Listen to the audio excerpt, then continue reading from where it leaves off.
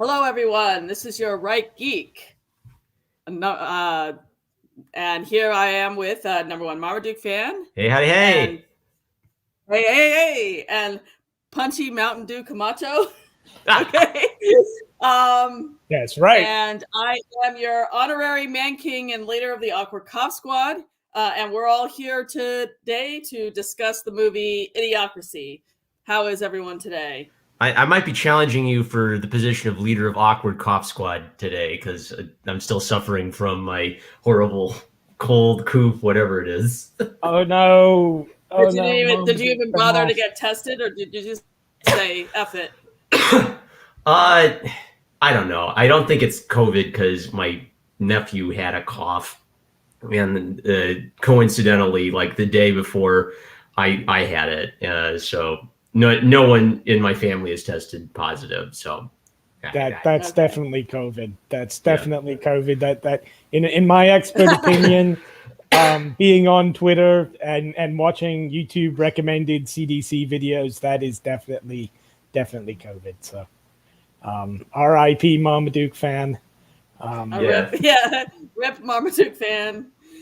It's only This is my punishment for questioning the government at any point in my life. Have you noticed any loss of smell? Because most of my friends who got the coof, they actually did lose their sense of smell for a little while. That's I haven't noticed that kind of thing of it. So you haven't noticed that? I have not noticed that yet. Maybe it's not the coof then. Well, good luck, anyways. Yeah, good luck anyway. Hopefully we're not going to say Rip Marmaduke fan. Yeah. Well, I'm also on like the better end of it. Like, you know how like with everything, there's like the worst end of it and the better end of it. Like I was on the worst end of it on like Thursday or Friday or something. Like Friday morning was the worst time it hit me. Now I'm kind of like on the better end of it where like the cough is still there. But anyway, yeah. Let's talk about guys getting hit in the balls. That's my favorite thing. Yes, let's talk about that. Nice segue. It's a nice segue. So, actually, I don't know if everyone that is listening right now has actually seen this movie. So, number one Marmaduke fan, since you are kind of the master at summarizing things, why don't you summarize what Idiocracy is about for our audience, just in case there is someone here who has not seen this movie. All right. So a thoroughly average Army desk jockey is selected for a government experiment in cryogenic stasis, but not because he's one of the best, but because he's the most average person imaginable.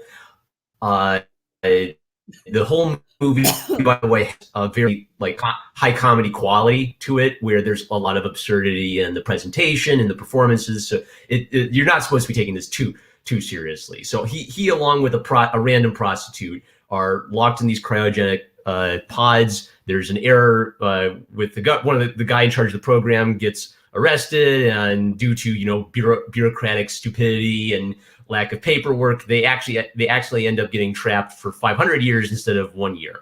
When they awake, they discover that the low IQ have been reproducing and the high IQ have not been reproducing. So basically everyone in the United States is IQ 80 or lower. So this thoroughly average guy is now the smartest person in the world. We see all kinds of like horrendous and stupid aspects of society. Corporate capitalism has taken over the world and is appealing to the lowest common denominator in every avenue of life.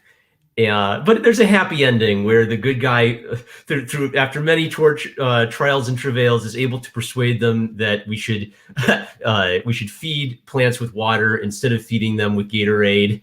And the WWE president of the world pardons him. They get married and have babies. So maybe they started the ball rolling on helping to fix the world after 500 years of idiocy. So I'd never seen it before. It's very much a time capsule of 2006. So I would recommend it for a really good pre PC internet laugh. Yeah, well, I would just like to add one thing. One thing I disagree with you is you said that it was high comedy and it wasn't meant to be taken too seriously. I think one of the things that we're learning in this series is that history tends to make jokers of us all. So maybe it wasn't intended to be taken too seriously, but I think as time progresses, maybe it's becoming generation, true. Yeah, each generation has a way of kind of breathing new life into it and finding new meaning in the comedy. So unfortunately, I think we can take it a little bit seriously, but right. It's funny. It's funny because it's true. Yeah, humanity reaches for the stars, but he falls short because he farts, or something. What is it? Oh, I mangled it. Tragedy is humanity tries to reach the stars, but he dies. Comedy is humanity tries to reach for the stars, but he farts. That's the distinction.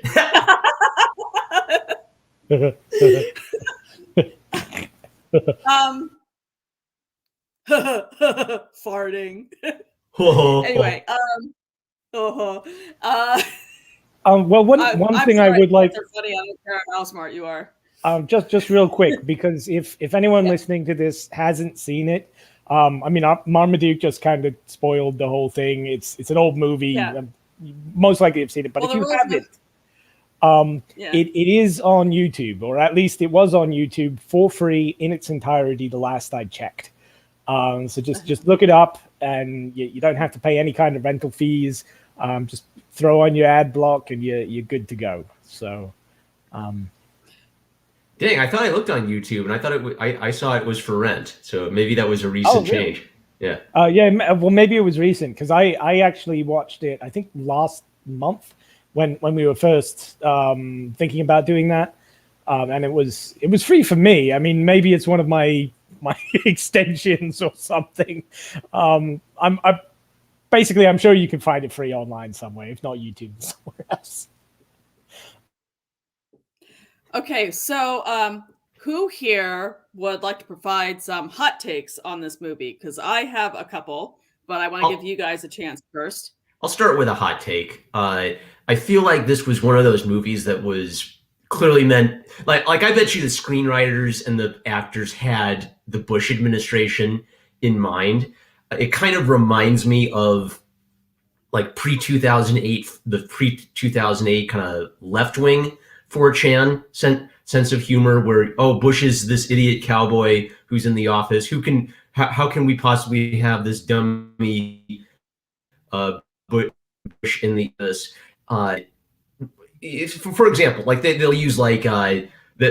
Yeah, I guess I'm on YouTube, so I don't want to get poor right geek. I would have no problem saying the term, but I don't want to get right geek banhammered. But they use the FAG word repeatedly throughout the movie, right, for comedic effect. Now the point is obviously, oh well, they're dumb homophobes, but they're not afraid to say naughty words in the service of making a joke, right? So I don't know. In that sense, it's like I guess maybe a time capsule to an older left that could tell a joke about the right, but they also weren't afraid to tell a good joke. I'm kind of nostalgic for that dynamic, right? kind of. Yeah. I mean, I don't know. Are you guys familiar with Mike Judge at all? No, I don't. Is he part of like any? Is he part of a Hollywood cult? Oh boy. Okay, all right. Well, I guess. Was he the one who did King of the Hill? Yes, that amongst other things. So I guess because Mike Judge is actually, I was of the Beavis and Butthead generation. I know that might be a bit too old for Marmaduke and a bit too young for Right Geek. So I might be in sort of the target demographic of the Mike Judge comedy genre. I knew what Beavis and Butthead was. I just wasn't allowed to watch it. Yeah. Well, basically, for anybody who's not familiar with Mike Judge, like any of our Zoomer friends who happen to be watching or anything, Mike Judge was a animator and comedian, comedy writer. who got very popular in the early 90s. Ironically enough, for making shows which appealed to the lowest common denominator and which even government officials like Democrat and partisan and Republican bipartisan government panels were saying was going to make America stupid and was going to make kids stupid, and it was puerile and offensive and blah blah blah blah blah. This was the show Beavis and Butthead. It aired on MTV. Some of you may be familiar with it. If not, just look up some clips. It's crudely animated. The jokes are like farts So since I haven't watched it, playing baseball with frogs. Does Beavis and Butthead have an element of does it have like a cerebral quality combined with the farts, or is it just farts? I mean, I would argue that there is a cerebral quality to it. That would be a hot take, though. At the time, it was popular around the same time as The Simpsons, basically, and it got tarred and feathered with the same sort of stuff that they were going after The Simpsons for. In Beavis and Butthead's case, it's a bit more postmodern, I guess, in the sense that it's very ironic and it is very puerile and it is very irredeemable. But the irredeemableness is, in a way, part of its charm and part of its statement, right? We'd have to do like a whole show on Beavis and Butthead. Like, I don't want to turn this into Beavis and Butthead. Because he didn't just do. You're Beavis right and... that I was a little too old for it. No. Although I recall it being on, but I was too old to watch it by that point. Do you remember the controversies? Do you have any takes on the controversies about Beavis and Butthead? Because I think that is a good. I just distinctly remember being told I wasn't allowed to watch Beavis and Butthead. I remember shows like Arthur and Adventures in Odyssey making fun of Beavis and Butthead, right? Like, so like Arthur's for 9-year-olds, and I think they have like Pea Brain and Nuthead is one of the shows that where the mean kids tries to get Arthur to watch, and he knows he's not supposed to watch that show or something. That's how. So I remember, hearing about it as like a naughty show, but I never. But I also felt. I think as a kid, I felt like, well, I don't want to watch a show that's just a bunch of farts. Like I kind of got past that. There's a magical age where you're like 6, and that's the funniest thing in the world. And then you want to outgrow it, and then sooner or later you come back around to saying, fart. I'm not going to feel bad for laughing about farts, right? But all right, Beavis and Butthead makes fun of suburbia, says Warzone. Okay, so then what I have seen a lot of clips. I've never sat down and watched King of the Hill, but I've watched a lot of clips of it, and there was a thing where the online right started talking about it again, where the point is like, it's making fun of the Texan way of life, but the father is still, even if it's kind of like a goofy picture of American fatherhood, it's still a very loving portrayal of American fatherhood. Also, I know a lot of like internet guys will take like Dale Gribbons and make him their avatar because he's like the conspiracy theorist, but he's also very likable, right? So do you have thoughts on whether King of the Hill, like do you think like Mike Judge could be like cryptically based, or at least cryptically very family pilled or whatever?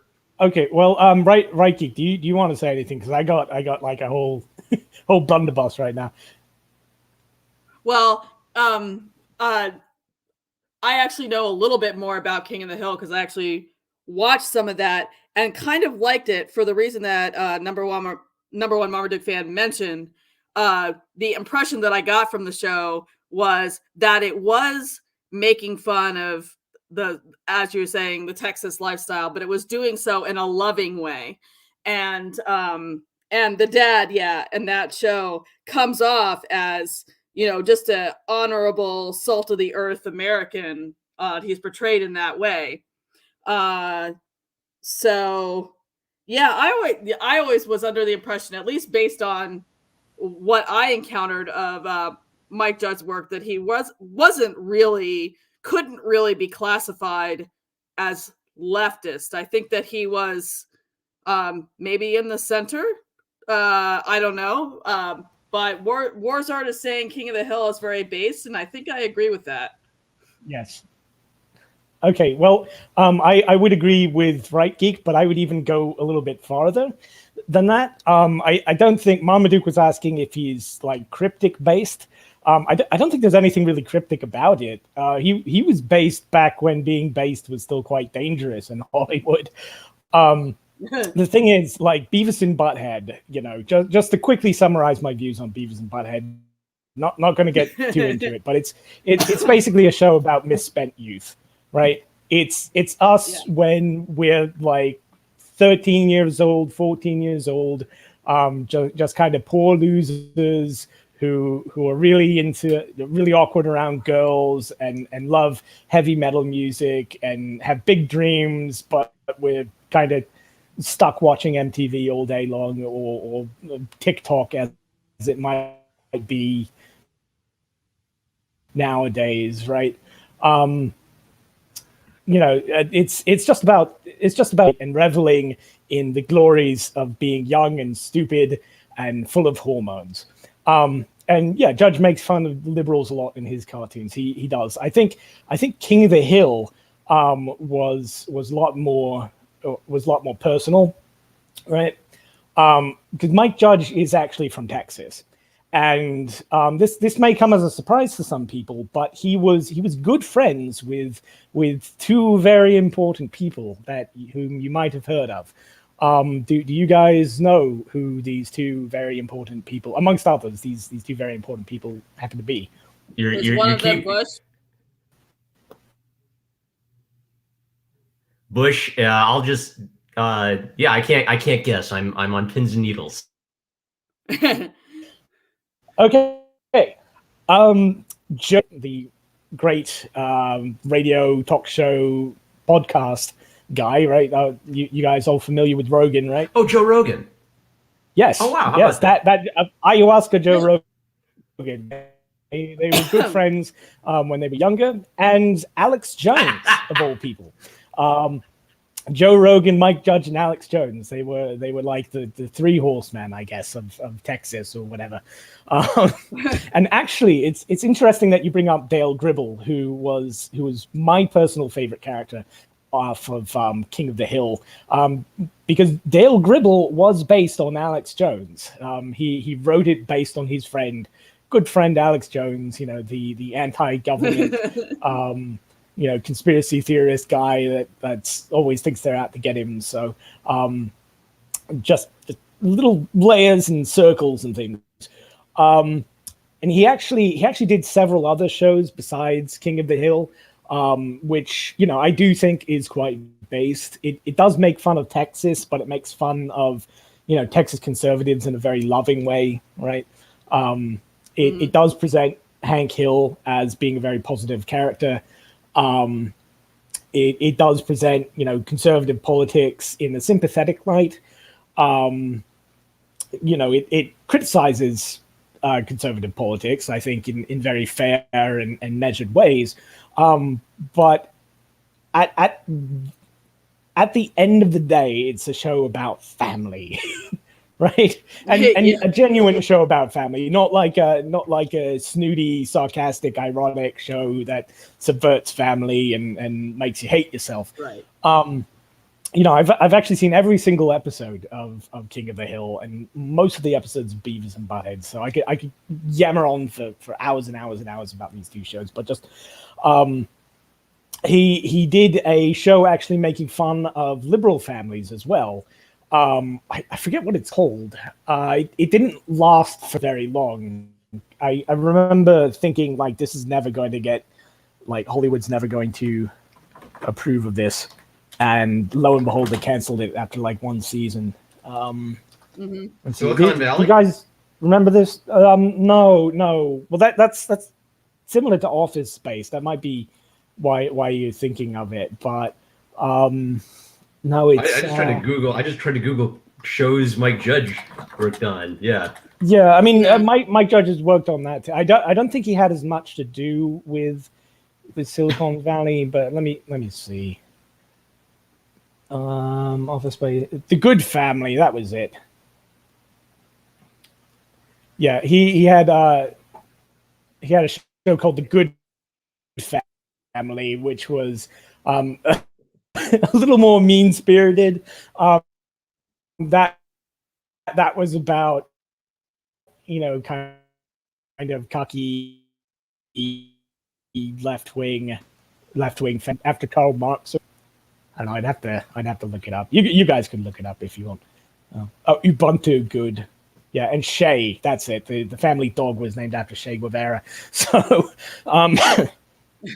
he is very based. He is very conservative, but he's a libertarian Right. conservative. So it's kind of like it's sort of like well, the only one I can think of is like if you go back to like the old Freedom Tunes is one of my favorite channels, right? So he starts out very libertarian, and so he has like a goofy conservative character and a goofy liberal character who he'd have argue in his old cartoons, and you kind of it's really interesting because you can kind of see like the arc of the artist's thought over the years. He stops using those characters after a while, and he starts creating a new cast of characters as his politics go from. I don't even know how to describe it. I'd say like from early libertarian, like 2006 internet centric libertarian to maybe just like a little bit more mellow, mellowed out older libertarian who's maybe a little bit more worried about raising his family now. But it is kind of interesting how I think libertarians sit outside of these things a little bit, which gives them maybe the artistic freedom to make fun of a thing without hating it. Norman Macdonald talks about this. He has a great clip where he's talking about Alec Baldwin's Trump impression. And he says, well, the problem with Alec Baldwin's Trump impression is he clearly hates Donald Trump. And when you're doing an impression, you're supposed to become that person, and you can't hate yourself. So you ought to be able to love a thing about that person as when you become that person.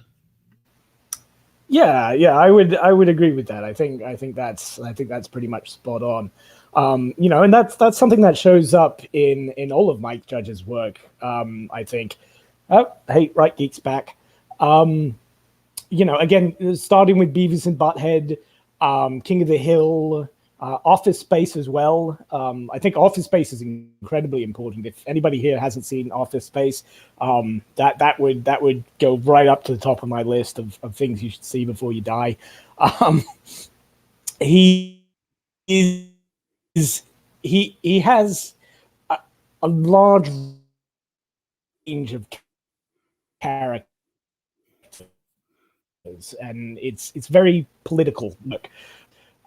Except maybe the characters in The Good Family. From what I saw, he didn't really like those characters. But most of his characters, he has a fondness for and an appreciation for, right? Like Beavis and Butthead. Yes, they're idiots, and yes, it's irredeemable fart jokes and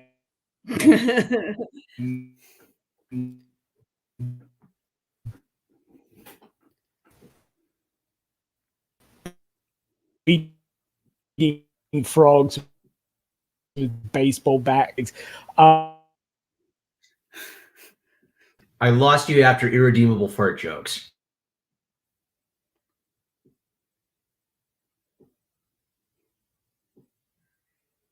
Hello? Do we have you, Punchy? Oh no. Punchy, you still there? Uh-oh.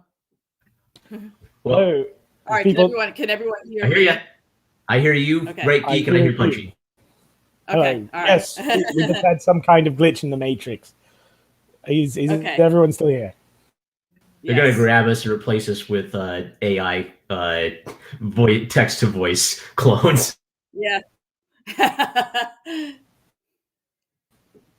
Okay, so that gives us some good perspective on Mike Judge, because I actually didn't look carefully at the names and the credits. So I guess one of the interesting things that stood out to me about this movie was that it kind of I couldn't pin it down politically. Like, it gave me moments where I was laughing just because it was absurd. There were things that spoke to me in my political space, and there were things that I kind of perceived as like they literally make fun of Fox News at one point, right? And then, but the gag is great because when they show Fox News, it's two like swimsuit models half naked are doing the Fox News section and they can barely speak.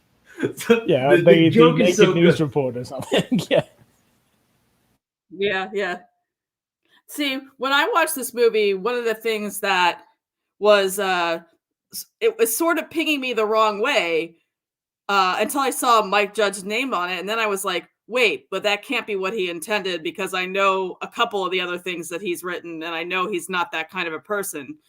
But when I watched this movie without looking at who the creative team was behind it, I kind of got this sense that the movie was making fun of poor people, and that bothered me a little bit. Yeah, and I got a little bit of that, because the opening scene is this upper scale, high IQ family and the dumb low scale guy, right? Yeah. But then part of the thing that kind of like let me say, okay, I'm going to go along for the ride, is the upper scale family in the opening scene is also kind of stupid and unhappy, right? It just so happens that the lower class family is the one that repopulates. They're both dumb, but the dumbness expresses itself in a different way. And I don't know, it's a joke that I've heard people say as a good thing. It's actually kind of a good thing that, small town, I don't know, white working class people reproduce like crazy, and upper scale Silicon Valley people maybe have one baby, or they raise a puppy as their child. So the joke is seeing a trend in real life. But then the premise of the joke is, oh gosh, these dumb people are reproducing. So yeah, it could be a mean-spirited joke, but I think the truth behind the joke helped me see it as not non-mean-spirited. And then that becomes the central premise for why the world is so dumb 500 years from now. I guess maybe the other question, I don't know, maybe I'll start both of you on a tangent with this, but do any of you have a thought on maybe like the eugenic aspect of that? Because it's the opening scene and then the rest of the movie is sort of the consequence of that idea from the opening scene, that if dumb people keep reproducing, we're going to all be dumb people. I do have some thoughts on that, but I want to let Punchy go first just in case he does. Oh God, really?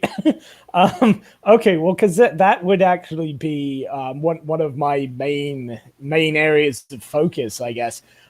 Is this idea of, well, not really eugenic, but like the dysgenic idea, right? The idea that bad traits will be bred into the population, and then people get progressively stupider and dumber. And I could actually go either way with it.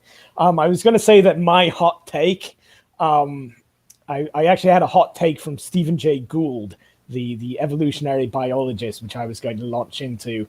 But are you two are of the thinking that this dysgenic argument is disingenuous, or I don't know. The thing is, I give a comedian leeway that I don't give to.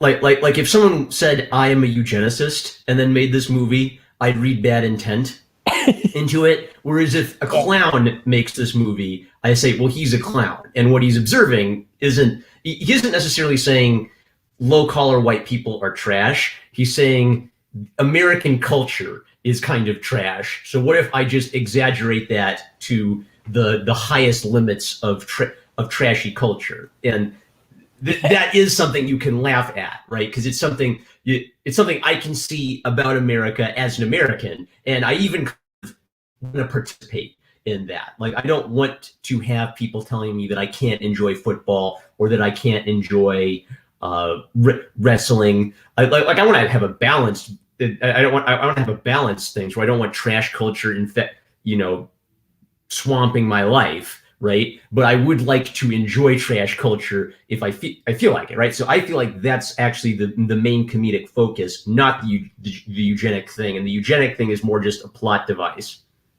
And hey, the POTUS Thump is here. Welcome. Yeah.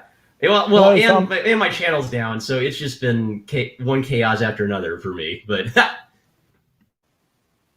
oh God, did you get deplatformed? Don't review manga. Apparently, they don't like that. Oh God. Yeah, my Okay. channel almost got my channel got a copyright strike too. That I ended up successfully fighting, but it was for the same reason. I reviewed manga, and somebody went after me. So All right. Well, don't post any screenshots from Idiocracy then, just in case. Fair use. Fair use.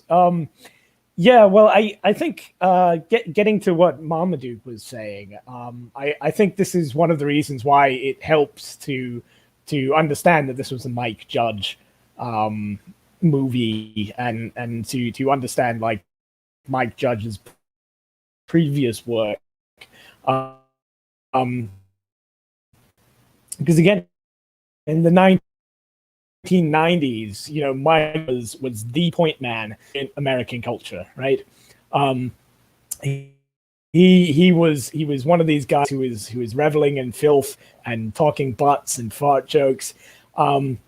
But he does come at it from a position of love, I think. He is critical of it, but he's not above it, if that makes any sense. He legitimately enjoys fart jokes, but he's aware of the problem of us. Oh yeah. Okay, yeah. I would say that that's Mike Judge in a T. I mean, again, if anybody gets a chance, look up Office Space at some point, because that, I think, King of the Hill and Office Space, I think, are the most authentically Mike Judge of all of his vehicles. And basically, spoiler warnings for Office Space, but Office Space, the overall message is you don't live a good life as a liberal middle class desk jockey. Just go outside, work with your hands, be an honest blue collar guy, and you'll be happy, right? Well, yeah. So okay. So I haven't seen Office Space, but what I'm clicking with that is that actually that feels like that was the part about 2016. Like 2016 blew something up where nobody knew what 2016 was about, and everybody was rushing for an explanation.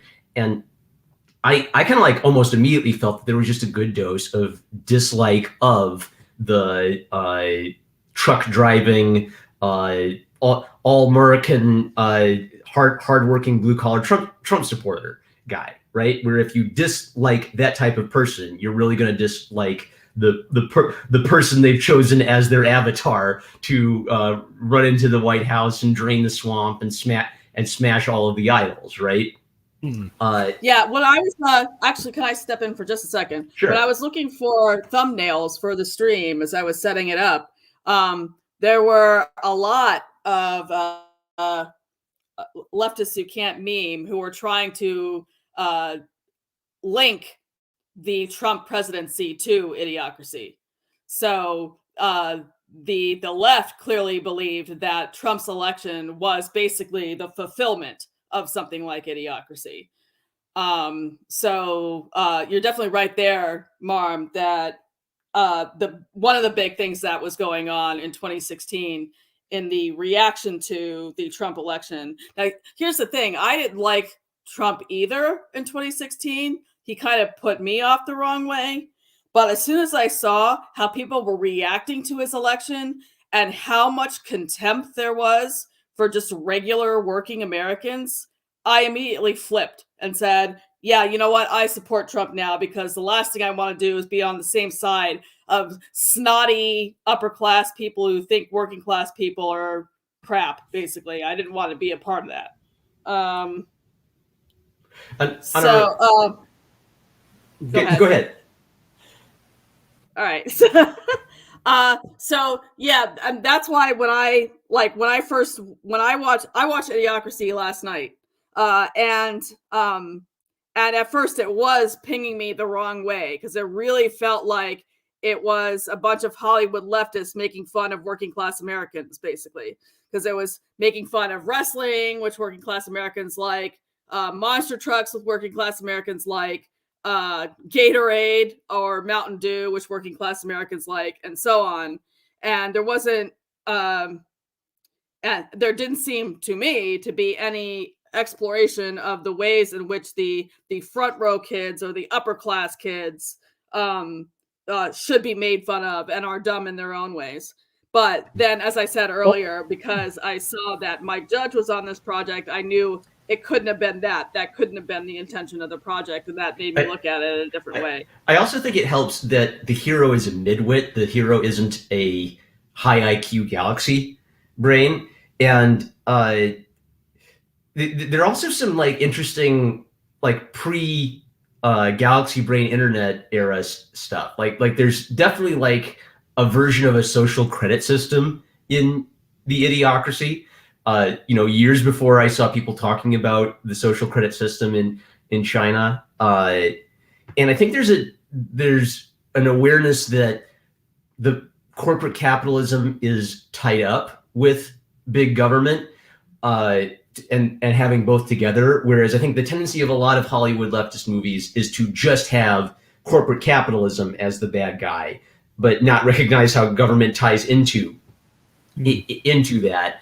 And maybe in the libertarian right, there's an emphasis on big government as a bad guy without a willingness to talk about how big tech could really influence our lives in a lot of ways that we don't want them influencing our lives. So, but by having both of those forces together in Idiocracy, I don't know. I don't really have a problem with the pointedness of it. I don't think corporations should have that much of an effect over our lives. But he's also not making the mistake of just blaming rich, greedy capitalists for all the world's problems. It's more culture and family. Hang on, Marmaduke. Are you saying, is what you're really saying, that you don't think Carl's Jr. should be able to take away a woman's family because their robot machine screwed up a fry order? Yeah, that was great too. God. Like, I was just busting a gut because it was a real franchise that he was making fun of there. Like how did he not get sued by Carl's Jr.? I remember reading about that like years ago. I forget exactly what the story was. There was some kind of story about like him either getting rights to use these names and not telling the companies what was going to be in the movie or something like that. I have to look it up again. But yeah, that was definitely controversial when it came out. How he kind of subverted all these product placements and culture jamming in a libertarian sense. Well, there is a whole, I think for people who write TV, you're given a list of products you're allowed to use without asking for permission, which is helpful if you are just like trying to get props and stuff for people to hold, and you don't want to clear it with so-and-so, right? But then it's a catch-22. Because it means your product potentially going to show in more places, but you have no control over what they're going to do in the story when it shows up. Yeah, I mean, he's a guy, again, what Marmaduke was saying earlier about, mentioning the social credit score, talking about the links between big government and big tech. Again, I got to point out, he was friends with Alex Jones since they were kids, teenagers running around, getting in trouble. So he's been clued into this whole conspiracy theory chic before it was popular, right? He's not quite an Alex Jones. He didn't throw Alex Jones under the bus like Rogan did, but he is aware of these ideas, which I think are becoming more and more mainstream in current year.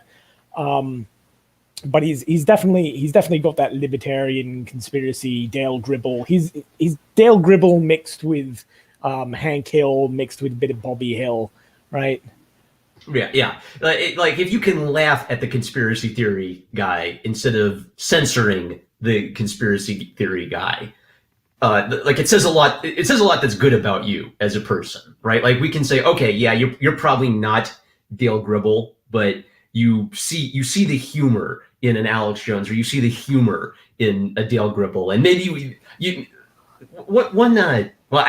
Sargon of Akkad who I heard say this. Oh gosh, I'm outing myself as a guy who would watch Sargon, but he would kind of like make the point that it's fun to have those kind of characters exist. It's fun when those kinds of characters exist because they add a little bit more unpredictability to the narrative, rather than you waking up and just knowing that the narrative is going to be this, and the Fox News is going to say this, and MSNBC is going to say that. Having a guy who is talking about the lizard overlords adds a little bit more sparkle to life, even if you yourself don't believe in literal lizard overlords. Well, I think he believes in lizard overlords in the sense that he believes that there's a very dangerous corporate world. Yeah. Right? Yeah. Because he's lived in that corporate world. He's worked in that corporate world. Again, Office Space. That's another great companion piece. Which, you know, I probably should have mentioned it to you guys to watch it as well, because I think it helps with Idiocracy. But yeah, you know, he's definitely he's an anti-corporate libertarian who doesn't really have anything sacred. But it's interesting that you, Right Geek, and you Marmaduke, are having this sort of reaction to because it is true that in 2016 a lot of leftists glomped onto Idiocracy based on the Donald Trump stuff. Bunderdome, which philosopher said that the sign of maturity is the ability? That was that Socrates or Plato or I've seen it attributed to Aristotle. One of the two. Yeah, it could be Aristotle. It's one of those those guys. I just like my fart jokes. But yeah, very, very, very true. I for one welcome on Lizard Overlords. Yeah, it's interesting that you guys have this kind of reaction. Because I'm used to like living around lefties, right? You know, kind of lukewarm commies and people who think they're socialists, but they're actually libertarians, but they've just been so miseducated that they think that means socialist. And the thing is that they often have similar reactions to Mike Judge, just coming from the other way, right?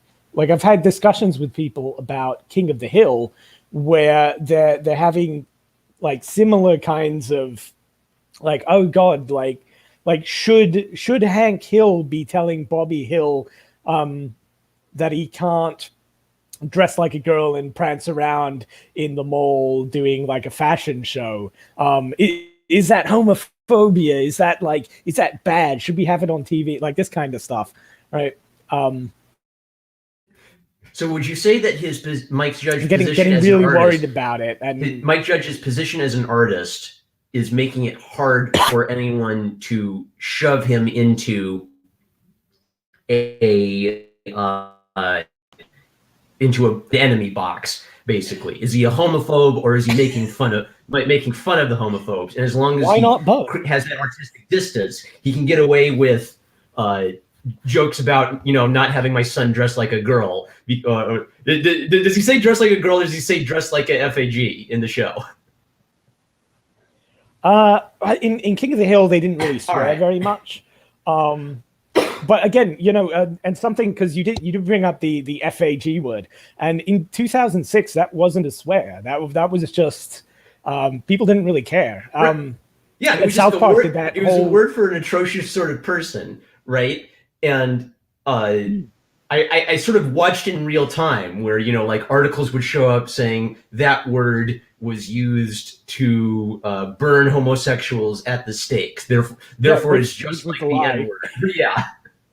And actually, interesting you bring that one up, because I've spoken, I think, about my PC teacher from school, the one who yelled at me for playing guns on the schoolyard. I think I mentioned her, but she actually gave me that talk about how the F word was in relation to homosexuals who were burned at the stakes, and you know, everyone was like, "Oh God, that's horrible," and it didn't sound quite right. And you know, when I went and researched it and figured out that she was lying, right, that kind of blew up in her face. that, that was an early red pill moment for me. But yeah. So that word is definitely. I mean, it's controversial now, but in the mid 2000s, like early 2010s, they didn't really care. So it's, I think you may be putting more weight on it than audiences of the time would have. Right. And that's the reason it jumped out at me is I remembered when it was just a commonly used words, like naughty kids around high school would throw it around. Right. So it was a naughty word, but it wasn't a end your life word. So when you go back and you hear it being used commonly, it's a little time capsule that reminds you that people weren't always ready to throw someone into the incinerator. You're going to be homeless for saying that. You go to Gulag now. Yeah, you use wrong think and you go to the Gulag, right? Like that's where we're living now. But 10 years ago, things were a lot more relaxed. So, ironically enough. I had a question I thought would be a good framing device. So we've talked about 1984. We've talked about Brave New World.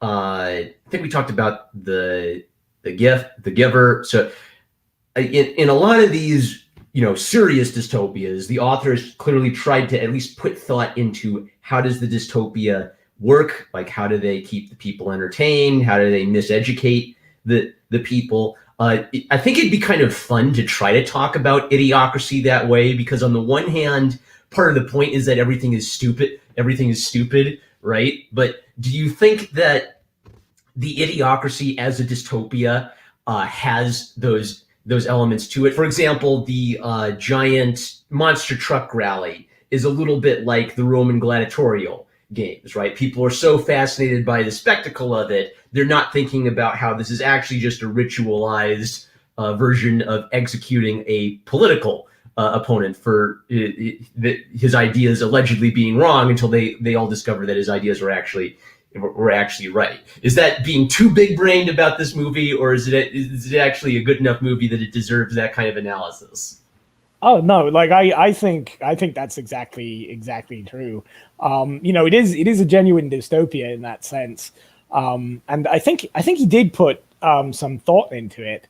Again, he's coming at the dystopia just from general cultural degeneracy and lack of education, lowered brain power from sex is everywhere in that movie. You go to Starbucks to get full release latte. Like, they put it in some of the. I don't know if we have enough time to get a hand job. Yeah. So they think they're being subtle about what they're saying by putting it in quotes, and then they're just directly saying that come in to get a Starbucks. Latte.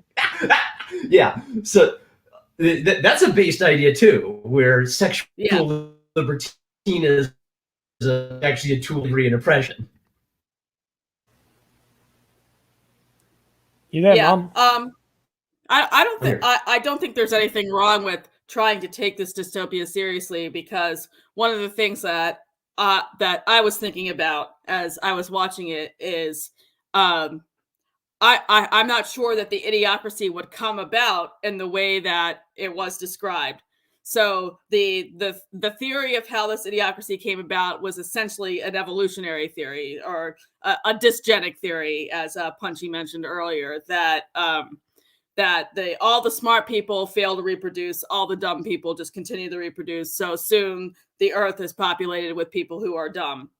But my thought is that if we were going to have the Idiocracy, it wouldn't necessarily happen that way. I think the Idiocracy is going to be something that's going to be trained into people through the deliberate miseducation of the populace.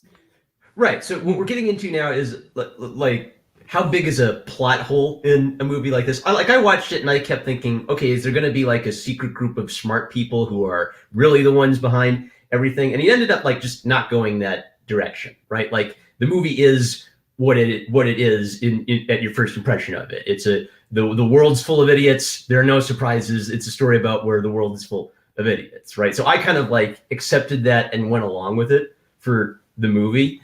So yeah, okay. So Reiki, you brought up this point that there could be like an educational aspect to it. I think that would actually speak better than the eugenics idea as an explanation for how did everybody get so dumb. I kind of feel like it's missing something if there isn't an intelligentsia, right? Because like one question, like there are frequently throughout the movies, there are these moments where someone's an idiot and they didn't design something properly, like the machine guns try to shoot the prisoners, but the machine guns shoot themselves because they were designed by an idiot. They have this massive monster truck, and when they drive it in, they realize that nobody realized that the hole was too small for the giant monster truck to fit in. Yeah, well, I think in that sense, I would definitely agree with Right Geek. And I actually think that's built into the movie as well. Like, I think the idea of like a lot of people focus on the dysgenic aspect, right? Like the idea of stupid people breeding, having stupid babies, smart people don't breed. Which, by the way, the smart people are presented in a very negative light. I should just repeat that and kind of hammer that home because, yes, the stupid people are presented in a negative light, but they have more joie de vivre than the intelligent people, right? The intelligent people are presented as kind of cold, miserable, uncaring bastards right from the start. So. You can tell there's been some unsuccessful marriage counseling, which is good writing. Like it just comes across in their performance and a few of their little mannerisms. Oh yeah, definitely. So again, I don't think this is necessarily very classist. I think he's just taking pot shots at everybody based on what he's seeing from either side. But yeah, I do think that education and culture, especially, has something to do with how society's got this way. And I think this is one of the reasons why, the sort of clown world post-Trump right has been revisiting Idiocracy as well. Because this is a movie that flares up every few years. People rediscover it. 2016, it was the leftists who are like, "Oh God, we've got the reality TV show guy running the country now. It's Dwayne Mountain Dew, Camacho, come to kill us all." And then, of course, how stupid people are getting and how crazy people are getting, plays into clown world. And oh God, look at how dumb people are getting. Look at how the media is lying to everybody and all this kind of stuff. So. In the opening movie, one of the themes was, well, the smart people were all distracted with like corporate capitalist projects. They were like trying to make designer jeans or whatever. Stuff. Yeah. I mean, nowadays, like the people were distracted with designer jeans back in the early 2000s. Now they're distracted with critical race theory and transgenderism and like what hole you want to stick your willy into, that kind of stuff. So it's actually getting worse than what it was presented in Idiocracy, I would argue. Right. They're distracted by problems that and are those even the intelligentsia? Like those might be the midwit intelligentsia, but are they I think, yeah. I mean, I think a lot of the really intelligent people are wasting their time on petty stuff these days. There was actually, I think it was I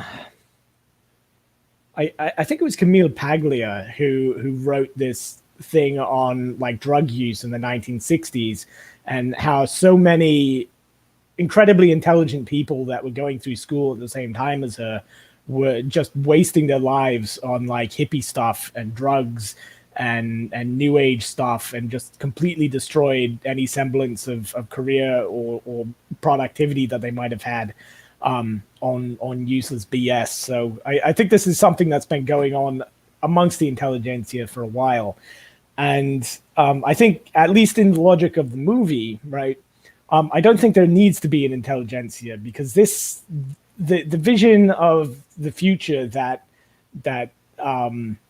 Not Sure winds up into, right, it's not necessarily the dystopia. It's the years after the dystopia has fallen, right? This is the dark ages. This is the people living in in the shadow ruins. of Rome, right? Yeah. Yeah, you know, eking out the barbarians have moved in.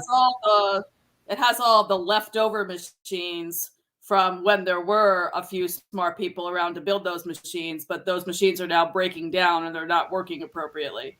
Yeah, I mean, they literally can't grow their own crops because they think that they have to use Brondo instead of water, which comes from toilets. So why would you use that on crops, right? So that's like there is no intelligentsia left in this world. This is the world post. This is Dark Ages future dystopia, right? I also like the idea that a big brain in this movie is someone who knows how to farm. That's the peak of human intelligence in the moral story of this movie. You need a good farmer.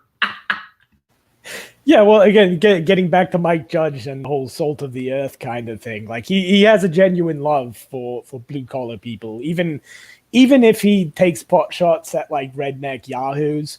But he takes pot shots at redneck yahoos because he himself was a redneck yahoo and he grew up with redneck yahoos, so he knows how it is, right? But yeah, Right Geek was starting to mention some stuff about education.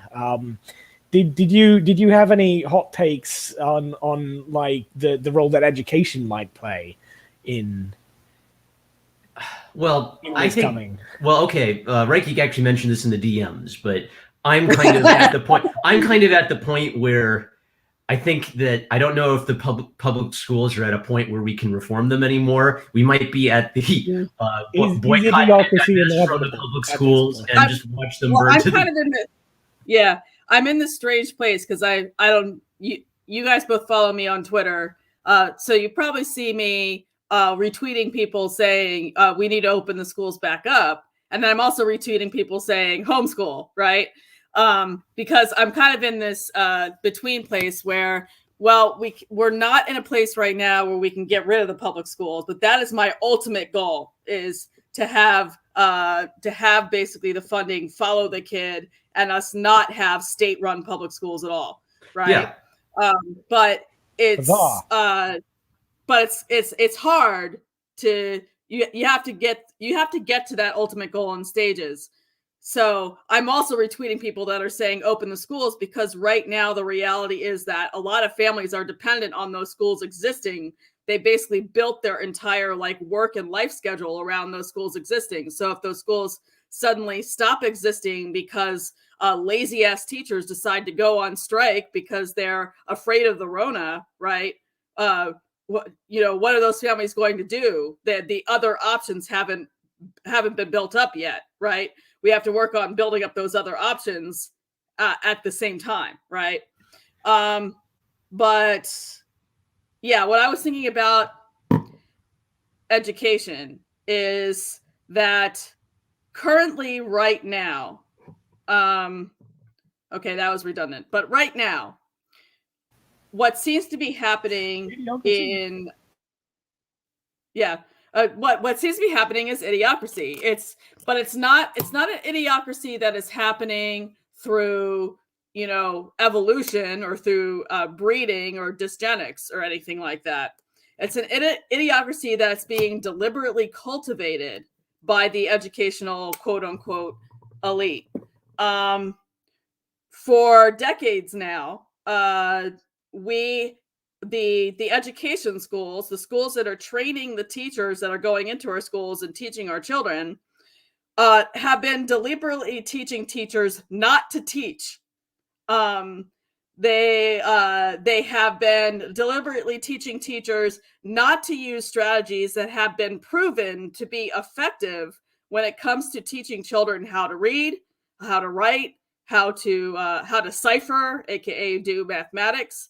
And they've been dropping all of those effective methods in favor of shit that's trendy, essentially. And that's how you get the situation that, my father in a Catholic school in the early 60s had 100 students in his first grade class. And those students were effectively educated. Now you have 10 students in a class and nobody's getting educated. What's the difference? Well, the difference is that Dad's traditional Catholic school directly instructed the students as a group with the teacher in front of the room, explaining directly to the students how to read using phonics, how to do math using tables, how to write using dictation. And now we have all these trendy, well, the students are going to, we're just going to sit on the side and guide the students as they discover on their own how to read, how to do math, and how to write. And so what we get is this total disaster of nobody can do those things anymore because they're not being taught how to do them. And I think that class size is something that comes up a lot. If you are in a class of, I don't know, 30 or 50 people, how is the teacher going to address you individually? There's this really weird thing about, I think that conservative public school teachers are kind of going into it with both eyes open. Like, I'm walking into the Leviathan just to try to do what the best I can do here. And I don't know, there might be some tragic lefty teachers who sincerely want to help kids, and they don't see how this is kind of a monstrous institute. The tragedy of it is the left is obsessed with institutions, right? And institutional power. And it's like they can't conceive of how the public school system is this massive institutional power structure. What are you supposed to do if you're one person and you can't spend time with every student? Do you pick favorites and you just pick the student who is, bright and capable, really gifted, but then do you give up on the student who is struggling even reading in the 4th grade? Whereas if you have like a smaller class distribution, you have more time to spend with your students, and you also potentially have the option of creating classrooms based on special needs. So these kids cannot read, they need remedial reading skills. We're going to put them in a class so that they are with a teacher who focuses on remedial reading skills. The bright kid who is reading all the Harry Potter books all by herself, she gets to go in a class where she's writing essays about she reads a book a week or something, right? And also some things like, a lot of people have talked about how the public school system is rooted in kind of like the American agrarian culture, right? So if you're a farmer's kid, you need the summer off to go help Pa bring in the harvest, right? Well, we don't necessarily have a lot of farmers' kids. Well, should we get rid of the summer vacation and just plonk kid in these schools even more without a break? I don't know about that, but maybe there's an argument that, if less of us are farmers, maybe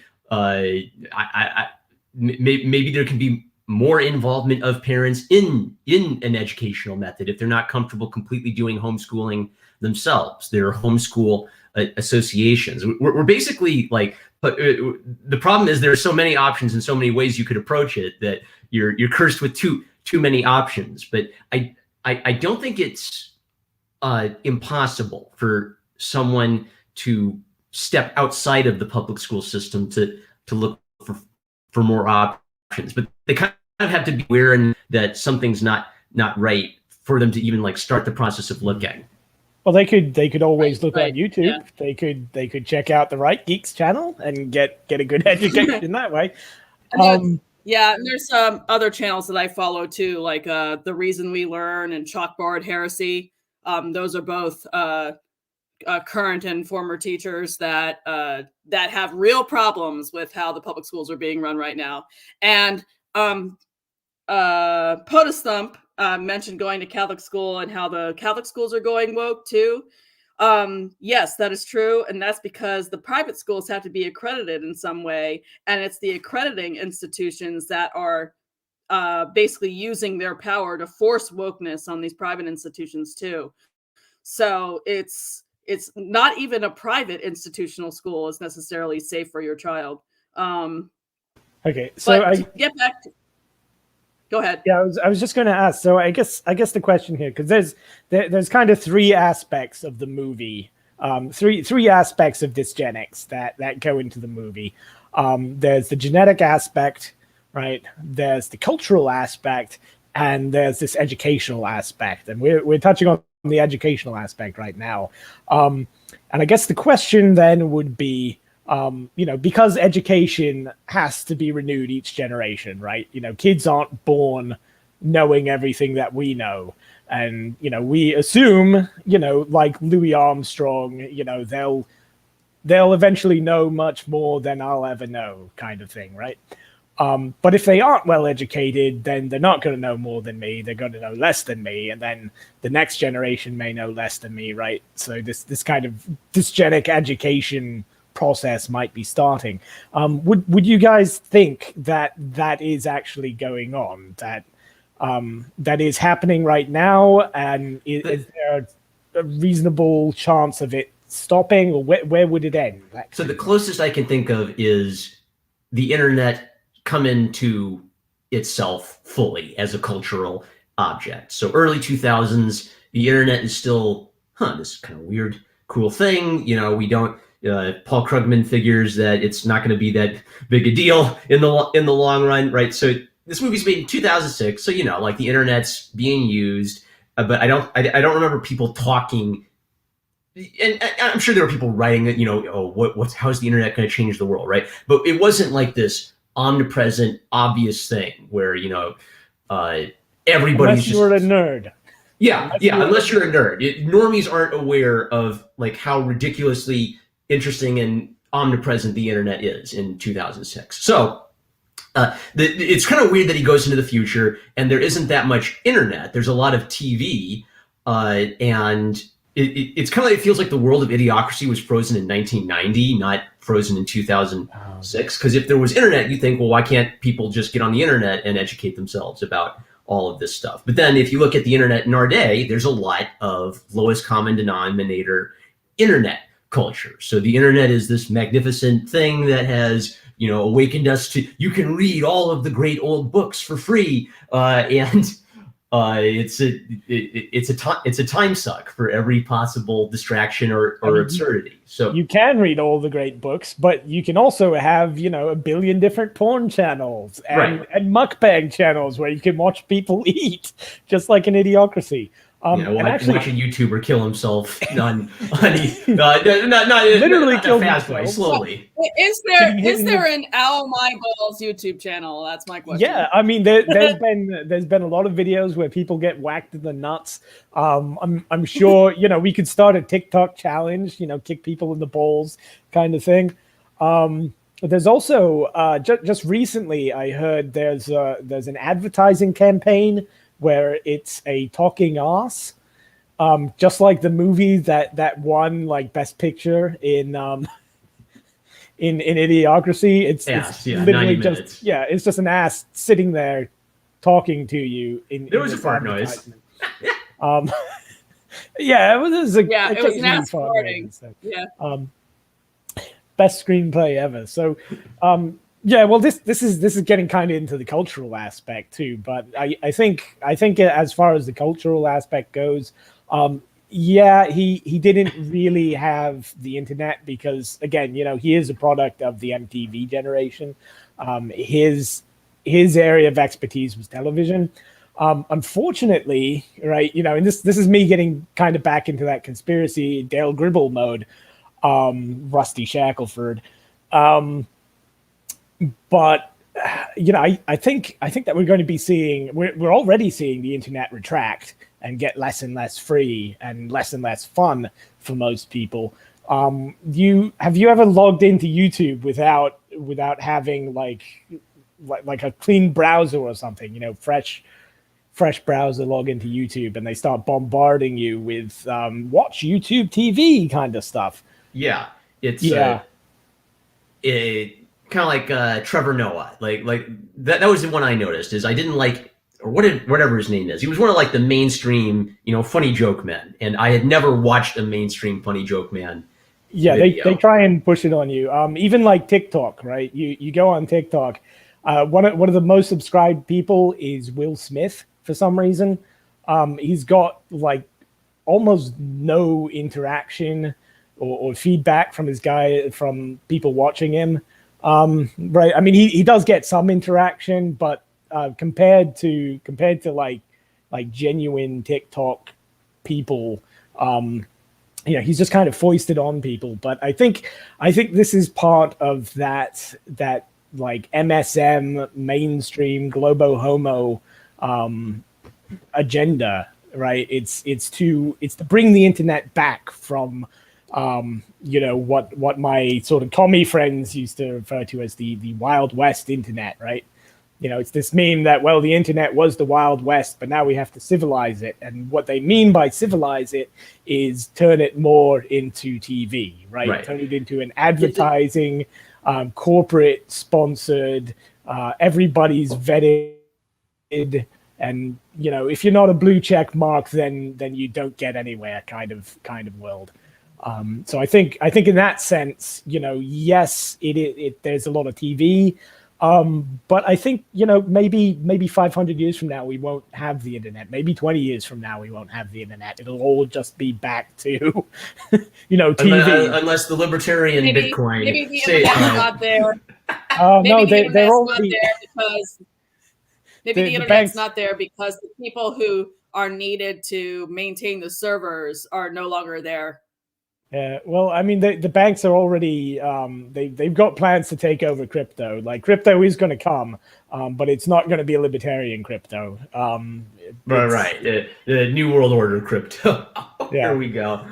It's NW crypto. A lot of the funny joke men are artificially inflated. Yeah, I mean, so this is getting into like the black-pilled, are we all doomed aspect. One thing I just kind of liked about this was the ending of Idiocracy is very redemptive. That he spends most of the movie assuming he's going to get in a time machine and just get away from all of these idiots. He finds out that the time machine is just a silly roller coaster ride where the un-Nazi'd the world. That was a great little segment, though. That's one of the things that really kind of jumped out at me when I first watched it. And again, in clown world, I think this is one of those things that people resonate with, right? Because you watch it and you're like, yeah, that's a ridiculous kind of story that the UN came in and beat up all the Nazis and then everyone was free. But there are people out there right now who believe more or less the same thing, right? Like they might not think it was dinosaurs that were fighting, like American dinosaurs fighting Nazi dinosaurs, but they might think it's like, communists fighting on dinosaurs fighting Nazi dinosaurs or something, for the sake of the United Nations and beating up Nazis. So it's right. So what I forget the main character's name, but what he discovers is he's not stuck. Sure. There we go. He's stuck here, so he has to make the best of it. And really, he serves as president, and probably the best thing he does is he just has a little family, and he does the best he can, even though he's not the smartest guy in the world. So, well, he is the smartest guy. Oh, you're right. At that point. He is by that point. By a certain definition, he is the smartest guy in the world. Yeah. He's just not an Einstein. He's just an average guy. Yeah. Yeah, but again, it depends on where you were born and where you're in, because if you're a small fish in a small pond, then you're relatively big, right? I like that he when he becomes president, he's sort of meeting the people where they are and saying, let's have movies where we know whose ass it is and why it's farting. There is this neat theme where baby steps. Yeah, they judge him as elitist just because of the way he talks. He really isn't an elitist. He's really just trying his best. So it'd be a completely different movie if it was like some uber intellectual who was teleported into the Idiocracy, right? Because if it was uber intellectual, they could, they might deserve to be humbled a little bit by the experience. But then the ending really would be the true, ubermensch intellectual takes over the world. But by having him be literally the midwit of all midwits, I just find that I don't know. Maybe getting back into I didn't notice the Mike Judge aspect. So now that once Punchy made the connection for me that Mike Judge worked on this, that was the part of the movie that all by itself seemed redemptive to me. But before I Yeah. made that connection and realized he has this broader worldview that he's probably bringing to it. Yeah, I think that's a genuine redemption because a lot of his work kind of focuses on these kind of ridiculous, silly characters who find redemption in the end, right? The genuine heroes.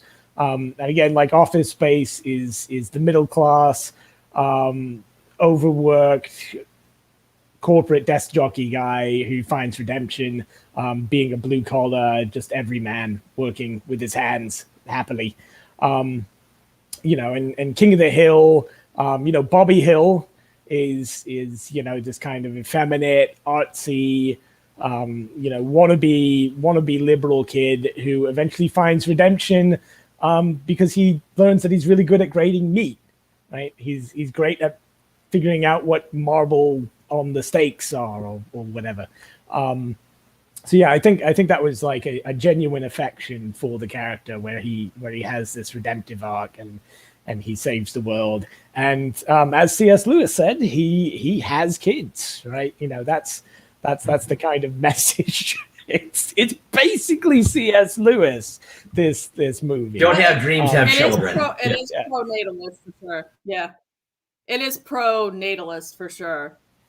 So would this be the reason why the Idiocracy comes about is that certain people are neglecting the basically the human obligation to reproduce. That's why it happens. So so you can't interpret that as Mark Judge saying, "Yo, you guys need to have families." That's actually a really important human thing to do. Yeah, well, I think that's kind of getting back to the because we've done the education. We've been touching on the culture stuff. I think that's kind of getting back into the genetic arguments that he was making. Now, from what I'm getting from both of you, neither of you like the genetic argument, right? Like, you don't think this is... I just bring my suspicions of the real evil eugenics movement with me anytime I see eugenics mentioned. I really forgave it in this movie because I saw it as this is the joke framing device. It's brilliant actually because this movie can kind of get away with it because of the framing device of everyone's an idiot, so you can get away with some goofy explanations. You'd be surprised. People can very easily get away with eugenic stuff, especially. Oh yeah. I mean, it was once what everybody used to be even now. All the progressives, yeah. They still are. Like, did I mention to you guys Orange is the New Black? Oh gosh, I haven't heard this. Yeah. Okay, well, this is actually one of the reasons why I stopped watching, current year TV shows and stuff.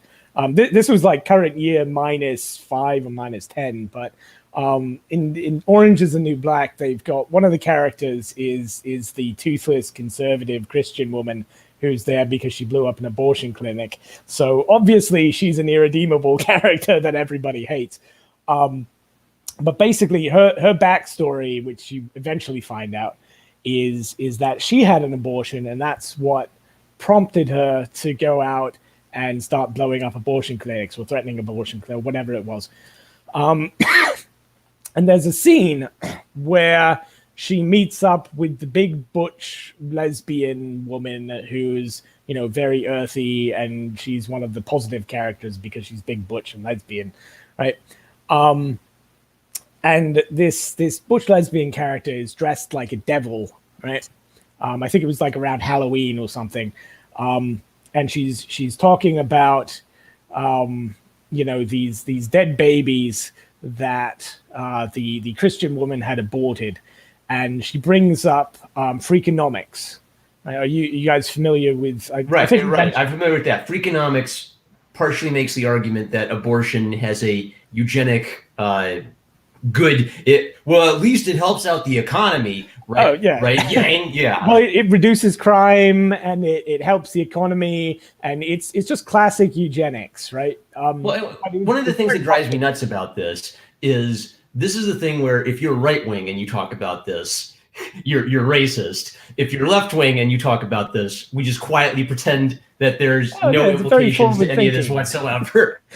Yeah, it's very forward thinking. Yeah, and she brings it up like, she's like, well, look, because you aborted your babies, there's a few less yahoos in the world, right? So there's a net benefit to the world, right? Like nobody's on welfare and they're not going to be criminals.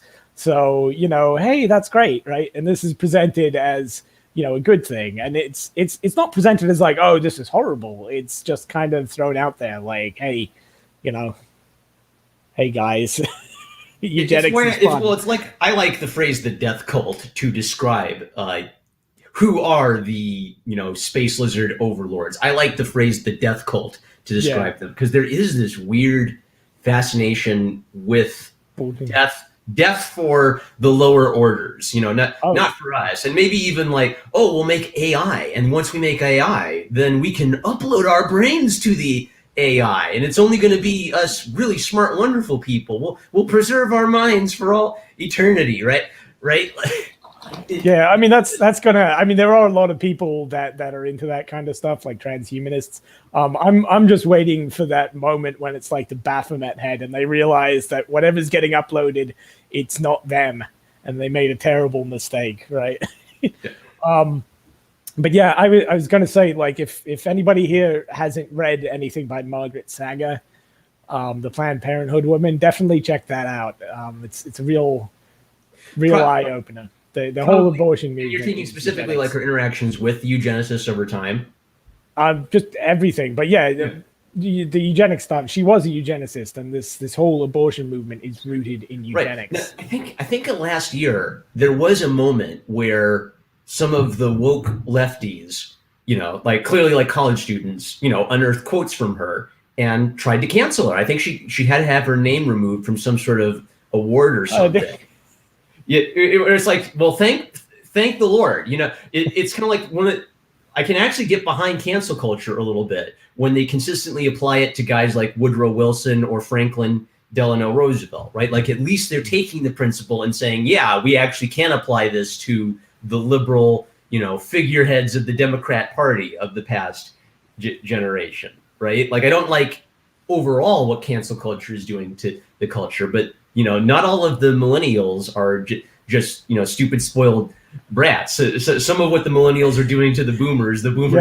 I'm just waiting for them to take CRT, and because they're already starting to turn on Asians. They've already started to consider Asians to be white because Asians must have privilege because they function really well. So I'm just waiting for them to extend white privilege to Jews and see what happens then, because it's gonna be fun when that finally hits the fan. But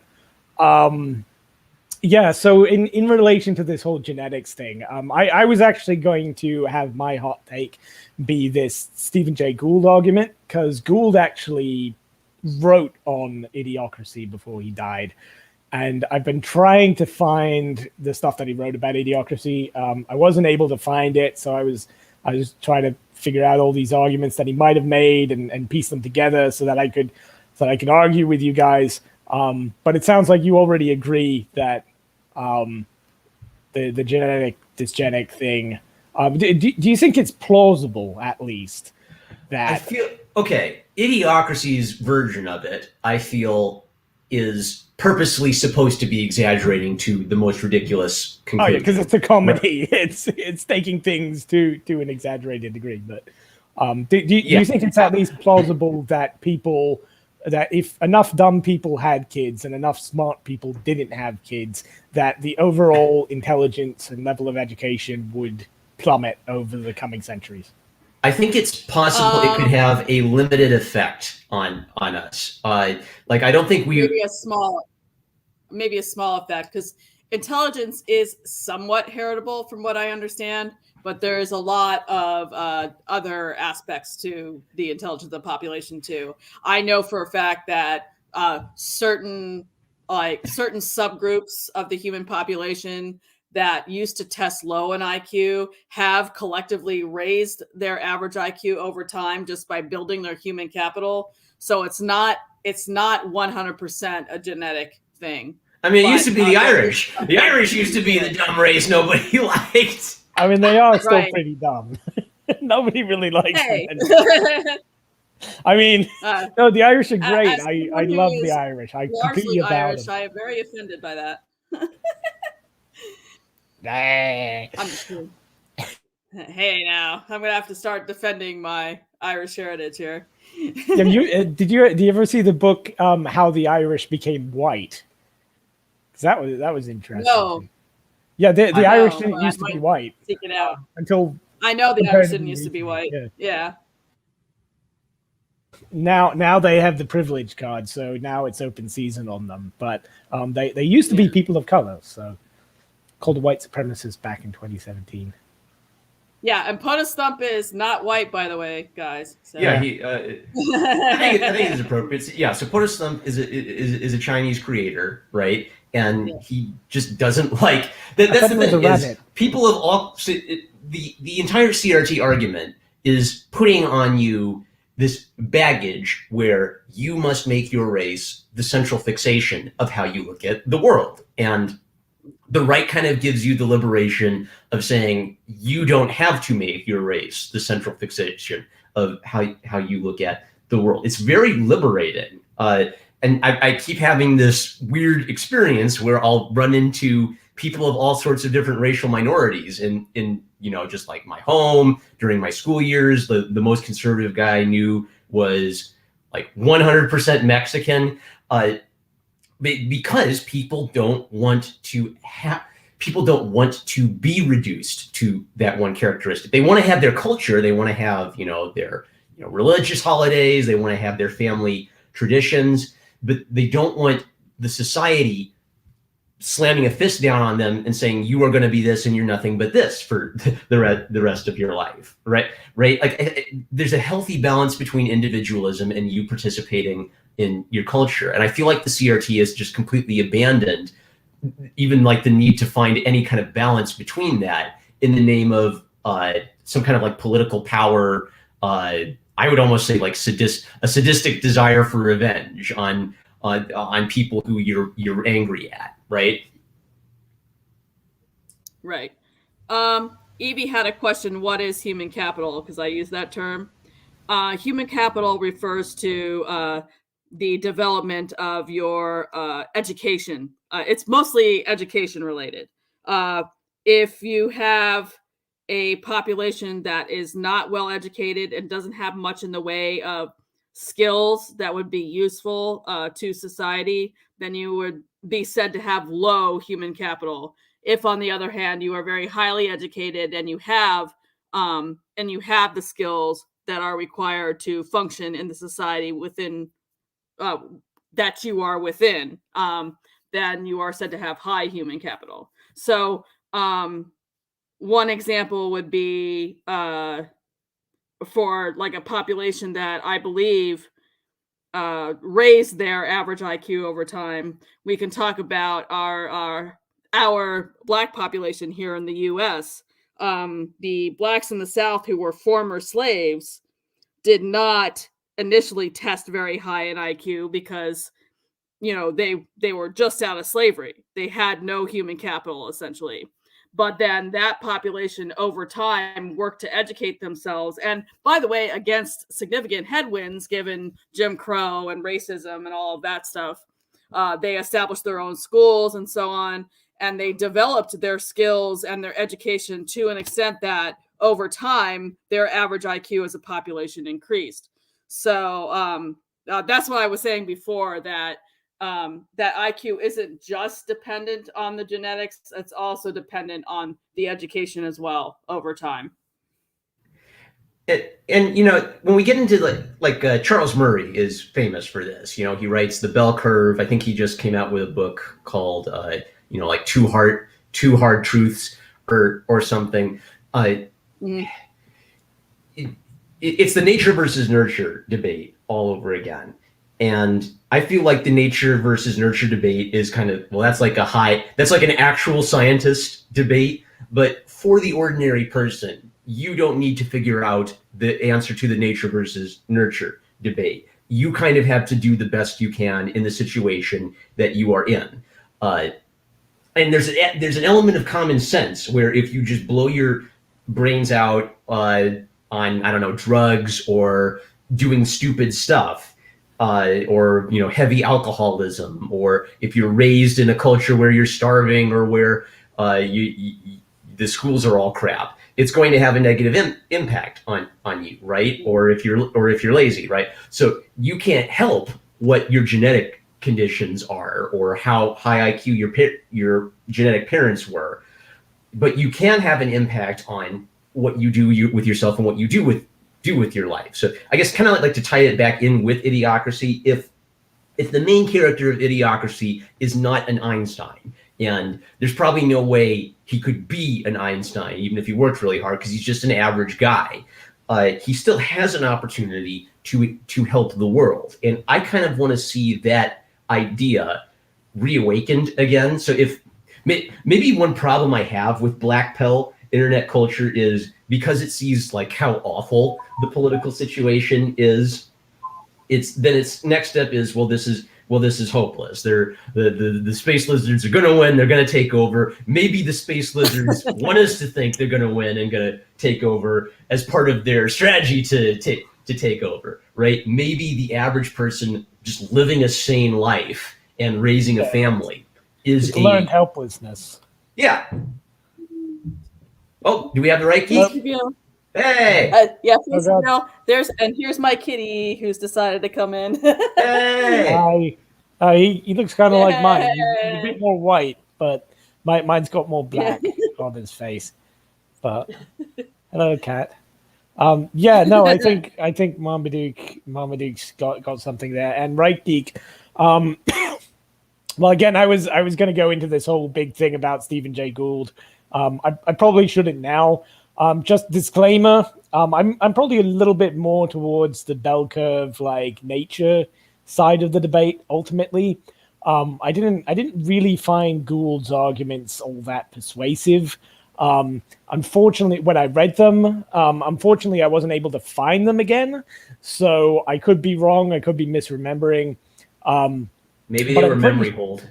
Yeah, maybe they were memory hold. I doubt it though, because Gould, he is a dead white man now, but he's pretty commie. Are you guys familiar with him at all? Gosh, no, not really. Not really, no. Okay, he was an evolutionary biologist and a paleontologist. A professor at Harvard. Fedoras? No, but he's actually got an interesting connection with one of the Fedoras, with Richard Dawkins. He was a rival. He was an academic rival of Richard Dawkins. They because before Richard Dawkins became the patron saint of Fedora atheists, he was a published science writer and scientist, I guess. Question mark? I don't know. Shrug. But basically, they were on two different sides of this evolutionary debate between the punctuated equilibriumists, who had one vision of how evolution works, versus the gradualists, who had a different vision of evolution. And Gould was the champion. He got mentioned in my high school Young Earth Creationist textbook mentioned Stephen Jay Gould. Yeah. Yeah, well, because I remember during the Great Debate, that was something that got brought up by creationists, actually, as evidence that evolutionists didn't know what they were talking about because they were all fighting all the time. And it was true. They were all fighting all the time.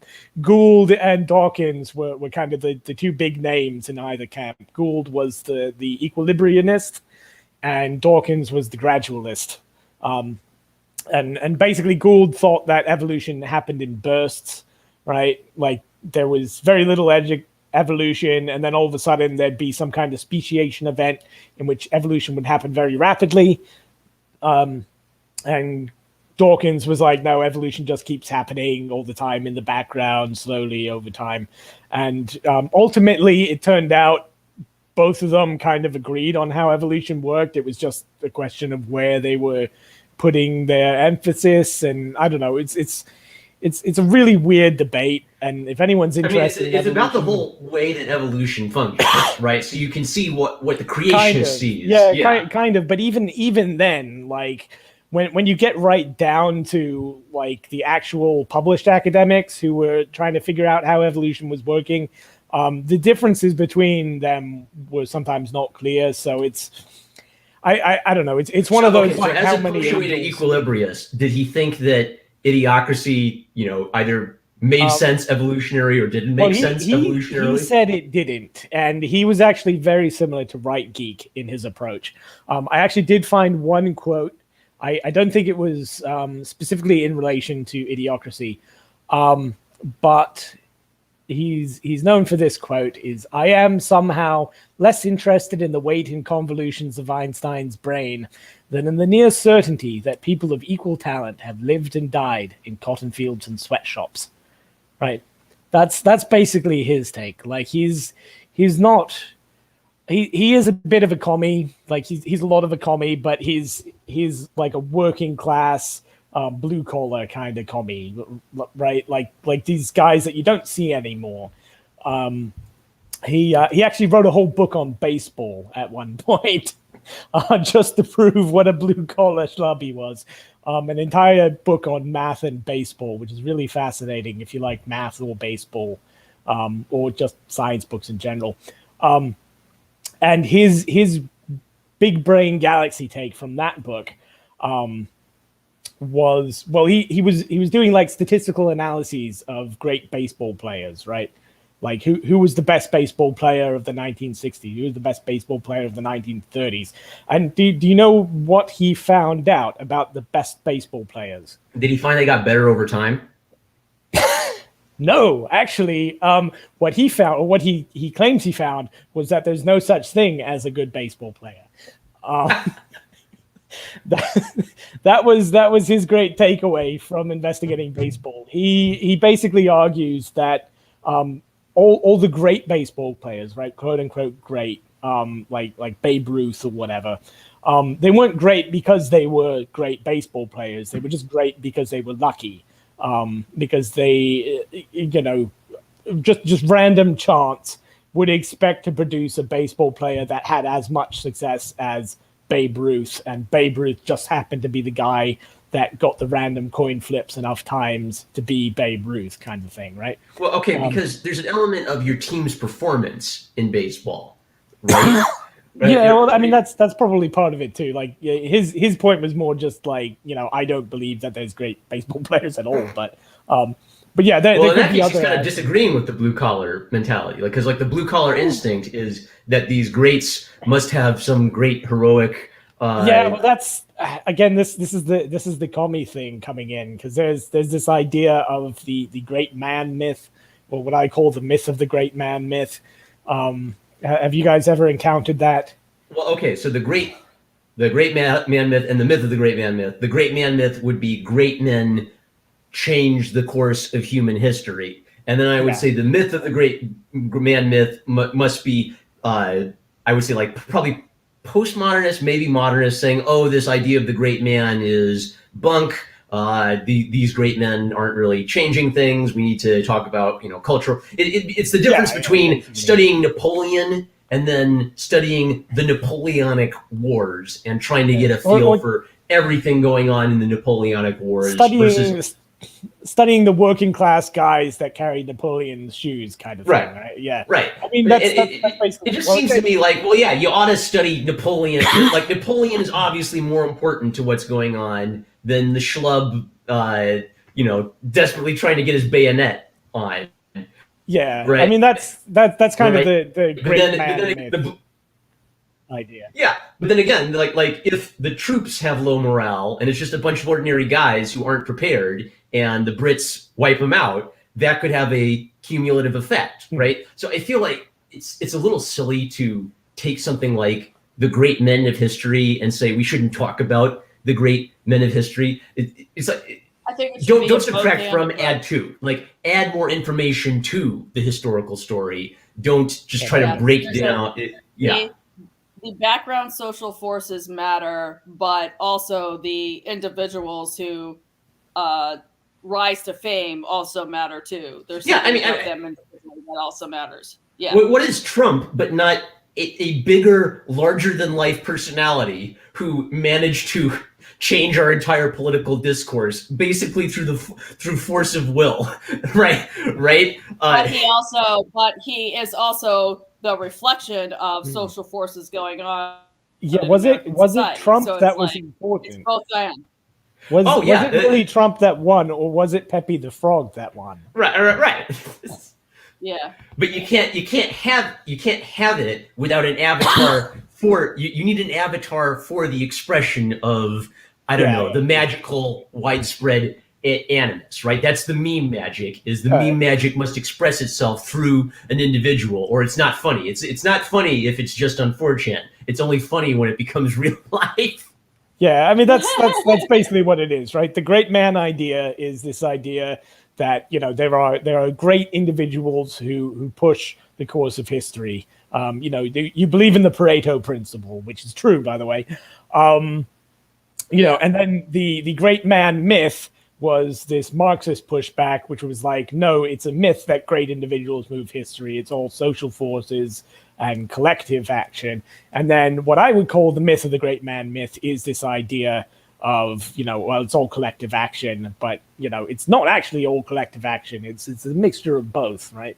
Have a Hegelian dialectic and kind of get to it. But yeah, basically Gould is coming at it from this like great man myth perspective where he tends to downplay the role of exceptional individuals and upsell the role of great collective masses. Right? If we can fix education, we get a bunch more Einsteins, right? Yeah. Also, I think, with this idea of punctuated equilibria, I think he may have had some objections to, right, like the breeding population is still too intermingled. So you'd wind up getting like a regression to the mean. Which, have you guys heard of that? That's usually something more associated with the nat right, like the. So he would say the IQ would be 100, the IQ wouldn't be 80 in Idiocracy. Yeah, well, the whole like regression to the mean idea is that smart people tend to have dumb babies, and dumb people tend to have smart babies over time, right? Like if you've got a population with an average IQ of 100. Right, and you're an IQ 80, and your wife's like 82. Your babies aren't going to tend to be 80. They're going to tend to want to go back up to 100, like that mean average.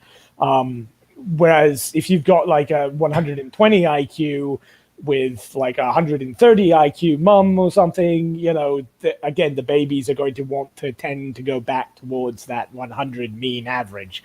It might not happen in the first generation, but by the second generation, third generation, everyone's going to pull themselves back to the mean. The theory being that something in evolution or something in epigenetics it's almost like it's designed. It's like it's prepared. It's like it's found a way to prepare itself for the problem of us running out of smart people. Hey, no creationism. No creationism in this. Well, the intelligent designers aren't creationists, though. Yeah. There's a problem with that, though, because this is one of the things that I would have to push back against Gould and push back against all the other people, and even push back against the white supremacists, because the white supremacists like to bring up the idea of regression to the mean as well, when arguing that like blacks won't get smarter or immigrants won't get smarter or whatever. And the trouble is that the mean is always shifting, right? The mean is defined by whatever's going on right now. So yeah, if you're really dumb and you have like dumb kids, you're going to be regressing to the mean, and your kids are going to be getting smarter over time. But the mean has shifted ever so slightly downwards towards your kids, right?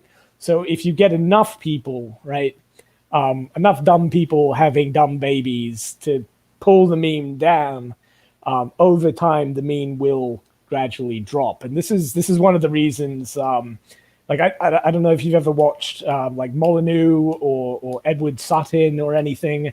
I mean, Molyneux's not as good as Sutton on stuff with like genetics and things, but if you look at like Asian populations, like Asians tend to be smarter than whites, and Jewish populations, right? They tend to be smarter on average. They're higher up on the bell curve than white people or people of color or whatever. And one of the explanations for this is because, like with Asians and with Jewish people, there were incentives for the well-educated, intelligent people to breed more, right? Like rabbis tended to be the ones that got all the butt in Jewish societies, right? They weren't the lame nerds. They were the chads. They were the ones that all the Jewish chicks wanted to go out with. So over time, this resulted in the mean for their populations going up. And it took a long time for it to go up, right? Which I think is maybe another pushback against. I would never expect this amount of info from a Sonichu meme. You get it. You get it. A Sonichu meme and a Mountain Dew Camacho meme. But basically, like over time, this mean goes up, but it would take a long time. It would take a lot longer than 500 years, and the amount of shift in the mean probably wouldn't be that extreme. So culture over time impacts genetics, or right? Yeah, well, right? I think the cultural attitude that intelligence matters over time selects for intelligent people to breed more, right? It can, yeah. That can be one of the things.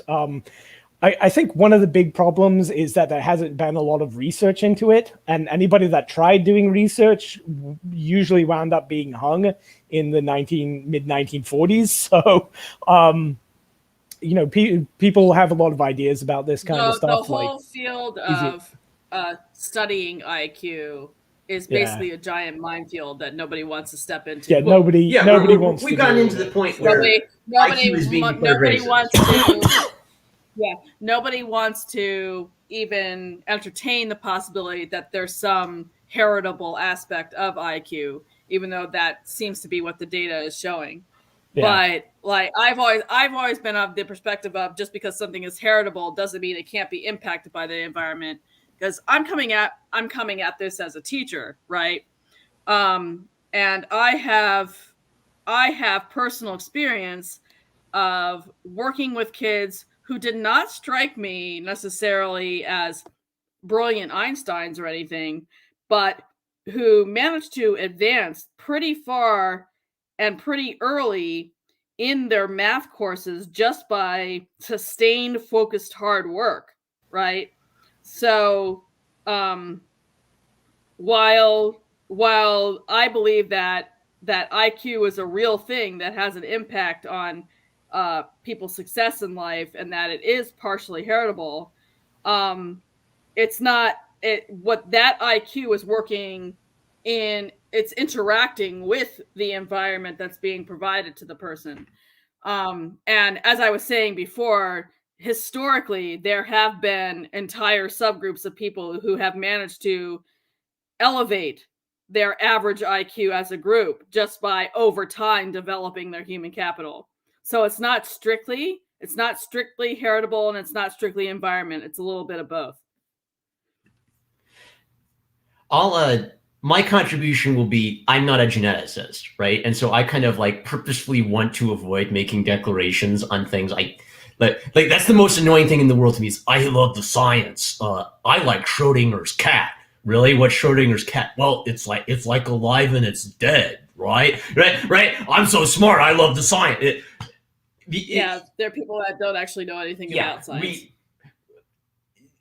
My contribution is going to be this is almost like a mass feminine division when I hear this debate. The geneticists are thinking through a masculine lens. They are thinking about numbers. They're thinking about the measurement of numbers scientifically. And we've got to have all of the scientific information we can have about disparate groups and races and IQ, right? So that's what they're focusing on. But then there's a part of me that says, the mom who's teaching her kid how to read doesn't care about the IQ of the kid. She's teaching the kid to read phonetics, right? So maybe it's almost like the scientists need to go into their lab and discover things and figure out what the facts are. But if scientists run the world, you could have like this endless debate about IQ that never translates into teaching a little kid how to read, which your average blue-collar mom has figured out in the suburbs, right? We need a feminine counterpoint to the masculine urge to mechanically understand everything. So are you saying, Marm, then that my perspective is non-binary? I don't know. I guess I would say that as a woman, you have a soul and the capacity for reason. So you're actually invited to talk with the guys. No, there's no way. I disavow that. Women having souls, no. All right. Sorry, I laughed and then I started a coughing fit. Hold on. Oh, God. Well, R.I.P. Marmaduke. I think I'll survive the coffee. Okay. Okay. All right. I guess he's still alive. Well, yeah. I've been trying to find the Gould quotes and stuff. I can't do it. I did find some actually interestingly enough. There's some flashcards by some professor where he's talking about Gould, the bell curve, and Idiocracy all at the same time. So it's definitely something that people have been picking up on. But yeah, I mean, my opinion would be that I don't know enough about it. There haven't been enough studies. So I don't really have an opinion. Like I think it's probably a bit of both. Really, I tend to fall more towards the nature side of the debate. I definitely think Charles Murray needs to be discussed more. Yeah, it bothers me that Charles Murray comes up in discussions when he's getting canceled, right? Like maybe if we could move past canceling Charles. The people who bring up Charles Murray for the purpose of canceling him don't actually understand what he's saying either. Because when he says, for example, that there is an IQ difference between different racial subpopulations in the United States, he is not saying, and therefore the races that have lower average IQs are inherently biologically inferior to the races that have higher IQs. That's not what he's saying. He actually doesn't posit what the cause of that might be at all, which leaves open the possibility that it could have something to do with what I've been talking about, the relative lack or abundance of human capital, the maybe nutritional aspects of it, maybe early childhood development differences between the different groups. Because usually when they measure population IQs, it's not like they're measuring babies' IQ, because that's really difficult to do. They're measuring, older people's IQs and coming up with these averages, right? Which means that there's a whole lot of room to factor in the possibility of environmental effects. So it doesn't have to be interpreted as someone is biologically inferior to someone else. If anything, Murray's thesis actually tells us we should be taking racial disparity a lot more serious than the left takes it. So if the stereotypical framing is the left takes race too seriously and the right doesn't take race seriously enough, what Murray kind of shows is that the left's favored theory of racial division doesn't go far enough in describing the problem and how seriously we have to take fixing the problem. If we could develop a intellectual academic space that's outside of the control of CRT, or if people woke up and kind of like, if the most encouraging thing I've seen is like the parent revolt against CRT, immediately followed by like the gaslight of we're not teaching CRT to elementary students. We need to teach more CRT to elementary students, right? Yeah, it's like we're not doing it, but if you're hopeful, the way, it's a good thing. So if you're hopeful and this becomes like a wake up moment, then what you would hope for is if we could get past a right left, two political sides calling each other racist fight for a minute, maybe the thought of a guy like Charles Murray could be the start of a genuine conversation of what do we do to address these problems? What do we do about bad education? What do we do about children being left behind? What do we do about students who may not just have the capacity to operate at higher levels? And what if automation destroys a lot of jobs for lower IQ people? Do we need to deregulate aspects of the economy? Punchy, did you want to jump in? Yes, I've got an alternate proposal. We could do all that. Or what we could do is we could grab machine guns and flamethrowers and call each other names and get really mad at each other and just, rip off our shirts and punch each other until one side goes down. It's clean reset of civilization. The flood slams us all down, and then the few little people who crawl out, they get to have society after that. Yeah. Which, I think the strongest aspect of Idiocracy as like a believable dystopia is that cultural aspect, though. This idea that society has become so dumbed down and the media is so stupid and targeting just such a low common denominator. It's every time I think that Idiocracy went too far, I realize that it didn't go far enough. Like I see something new on my Twitter sidebar and I'm like, oh God. There's aspects of stupidity that movie doesn't even touch. Like one thing I've noticed, this is me going into teacher mode again, but one thing that I've noticed in a lot of the population is an inability to read. Not in the sense of an inability to like sound out the words or to read the words out loud, but an ability to actually understand what's being read. Oh yeah, okay. We have a lot of people out there who don't seem to understand how context works. They'll see like the N word being used in a piece of fiction or whatever, and immediately say, "Oh, that's bad. That should be canceled," without understanding why is that word being used. What's the context of that usage? Is it in fact being used in a book that overall is making an anti-racist argument?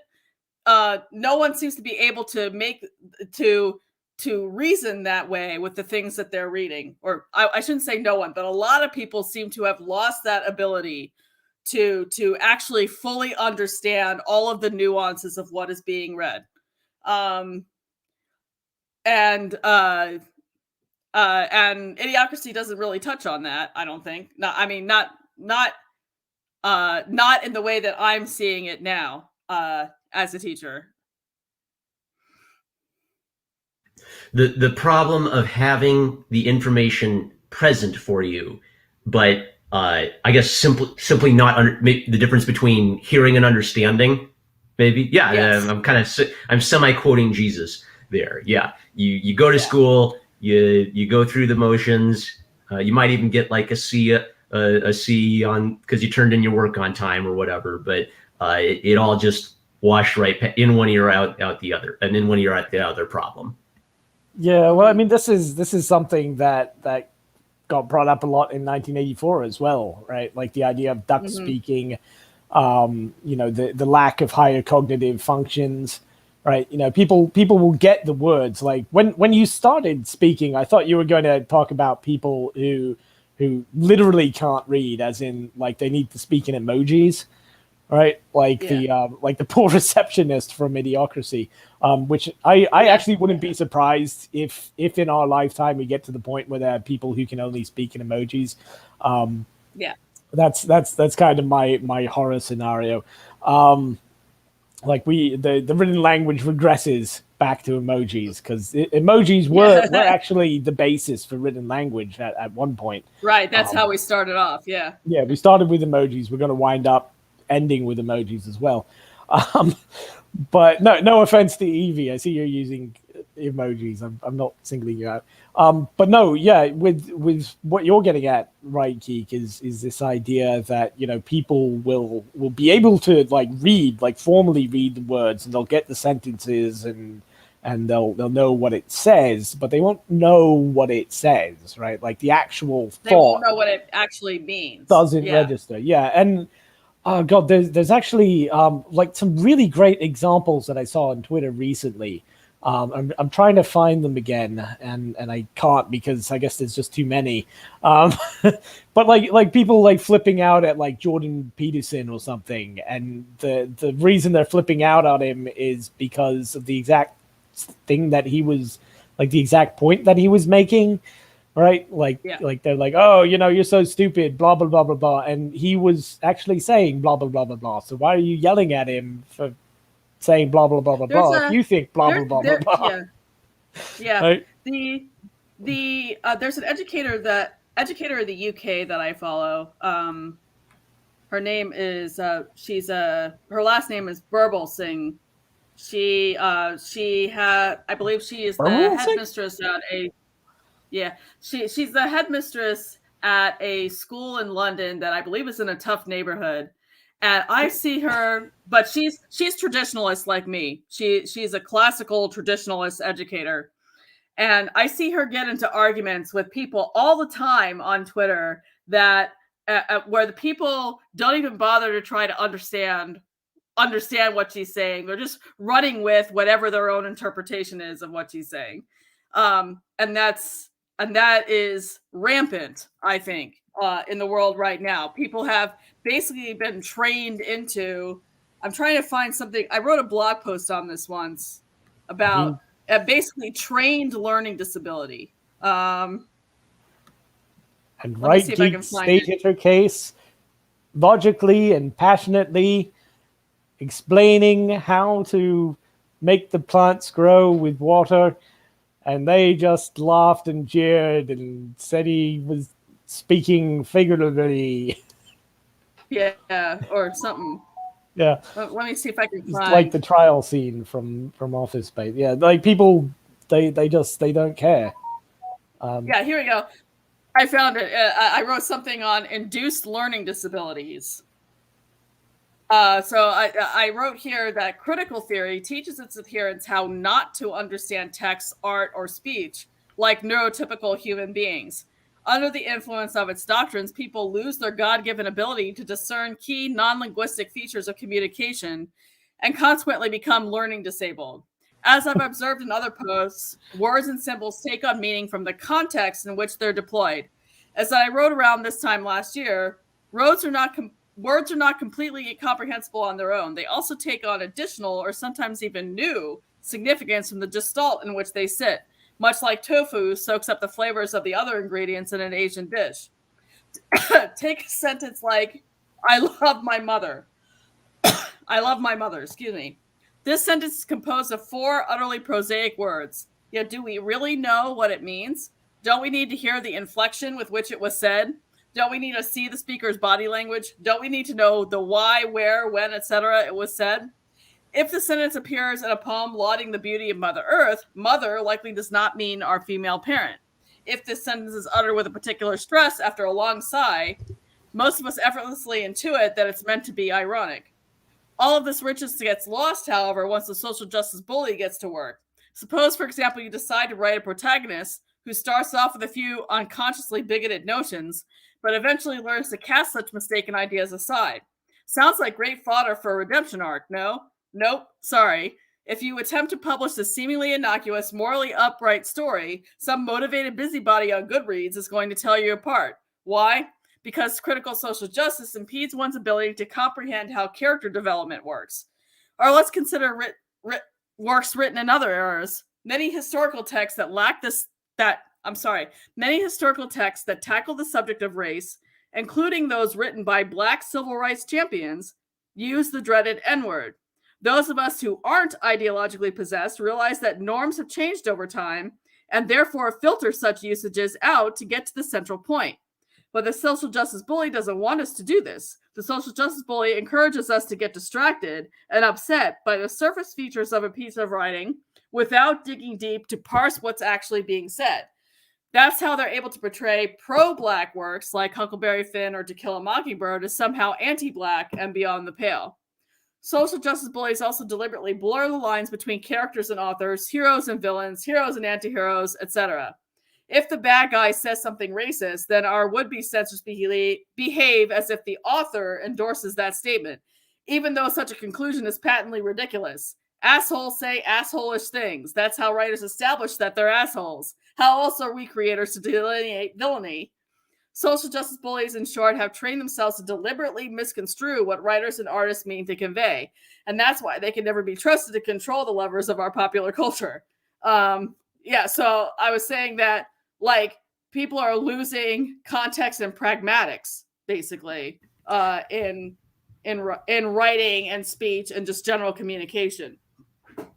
Because if you've had determined for you what is morally right, it saves you the work of having to figure out what right is. You repeat what you think the correct terms are, and that's how you prove your participation in the good side. Oh, Bunderdrome has a quote. I'll read it. It's an unpopular observation, but I noticed a lot of comic readers are illiterate in the same way RG is saying.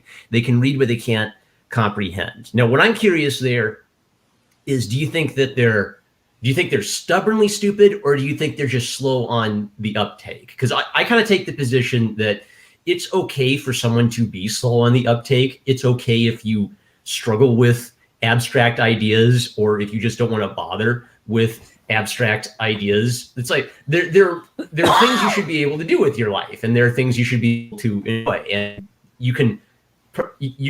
maybe you can't be smart in the way like a really highly verbal person is smart, right? But you can understand things just by how you live your life and what works, right?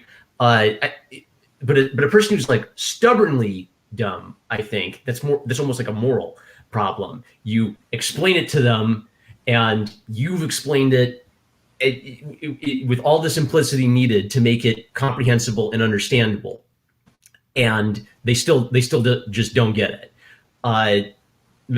Maybe not because they can't get it, but maybe because they don't want to get it. I don't know. It's like being dumb could be like a permanent curse. Since the fall of man, being dumbness could be like this thing that we're stuck with in the human experience. After that, I just, one of the reasons like I came back to Christianity after my spell with atheism is I just felt like Christianity made sense of humility and of the average man a lot better than my temporary atheism could make sense of the world. If it's atheism, everything has to boil down to who's the smartest monkey, because only the smartest monkey can save us from the dumb monkeys. In a Christian context, you'll have parts of the New Testament talking about how God chose foolishness to frustrate the wise, right? Like he chose this wild story about a man raising from the dead, and the big brain Jewish leaders and Roman authorities laugh at it. Ha, you worship a guy who was crucified? Ha, ha, ha. What's that meme? The meme is the pea brains pointing and laughing at the kid with the big brain, right?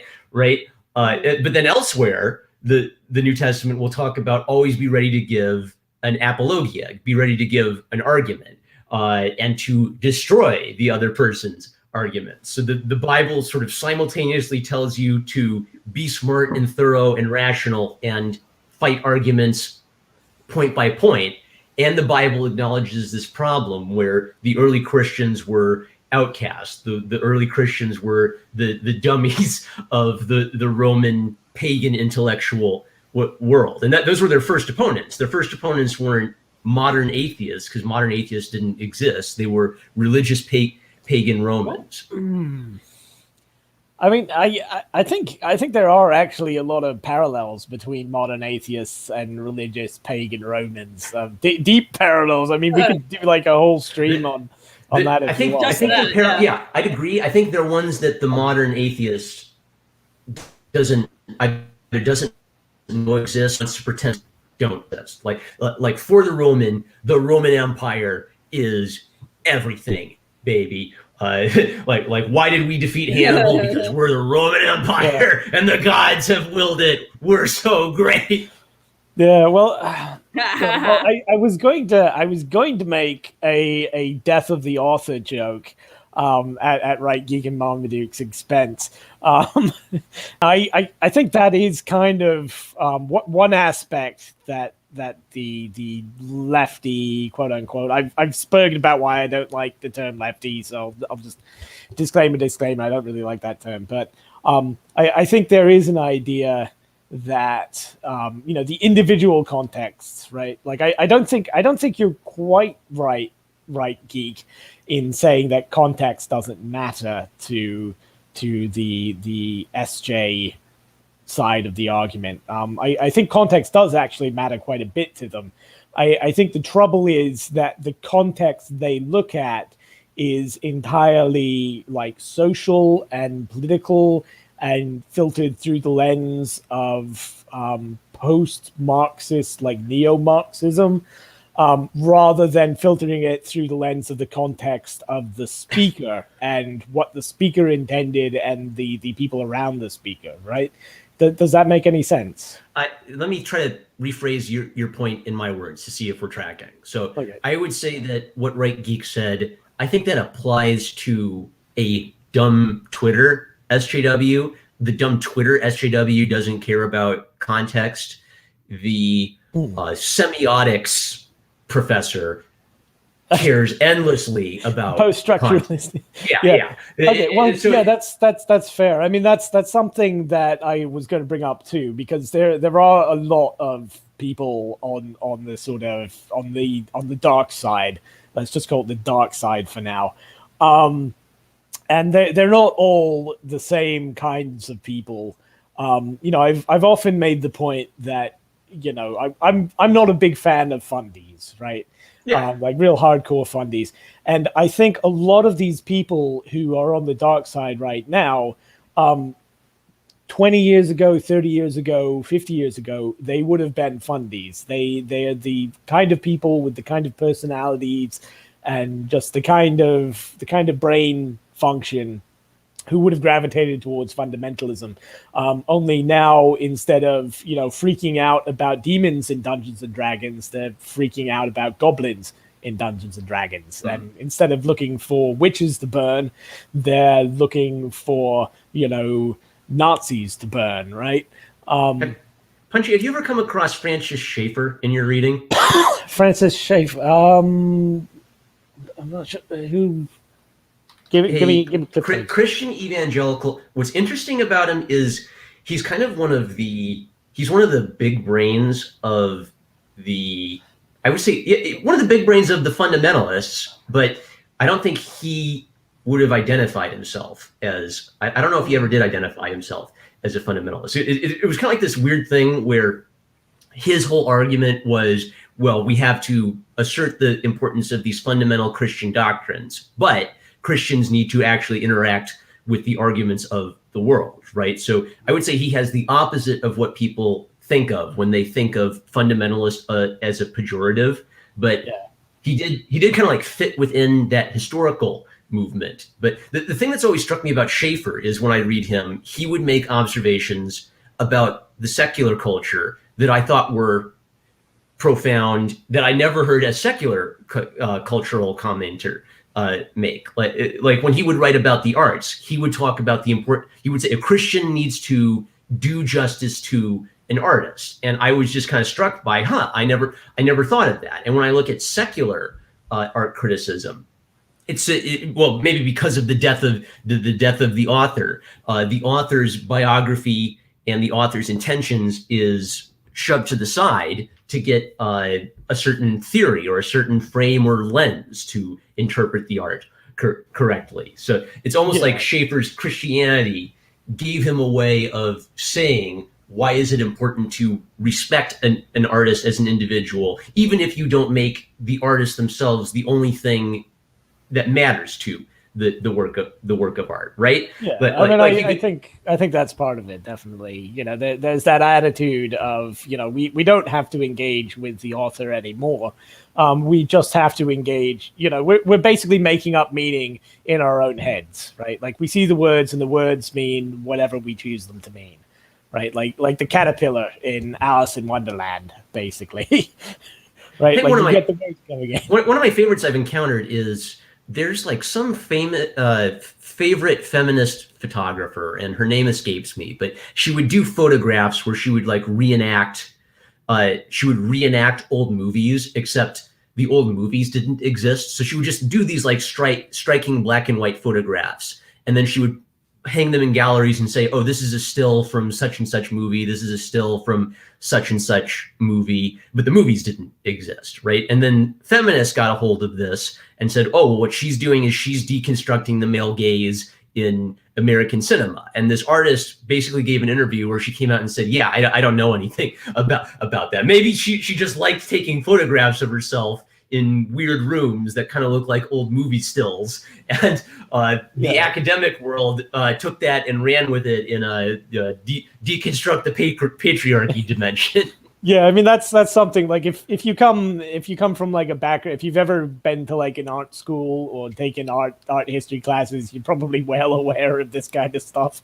But yeah, I think that's definitely an aspect of it, at least from like the kind of mid-wit and high-wit side of the dark side. One thing I would push back against with you, Marmaduke, was that you were saying that people were trying very hard to be moral, right? In what? To act. Yeah, and I think one of the most striking features of the dark side is the fact that the morality isn't defined, right? It's this anarcho tyranny.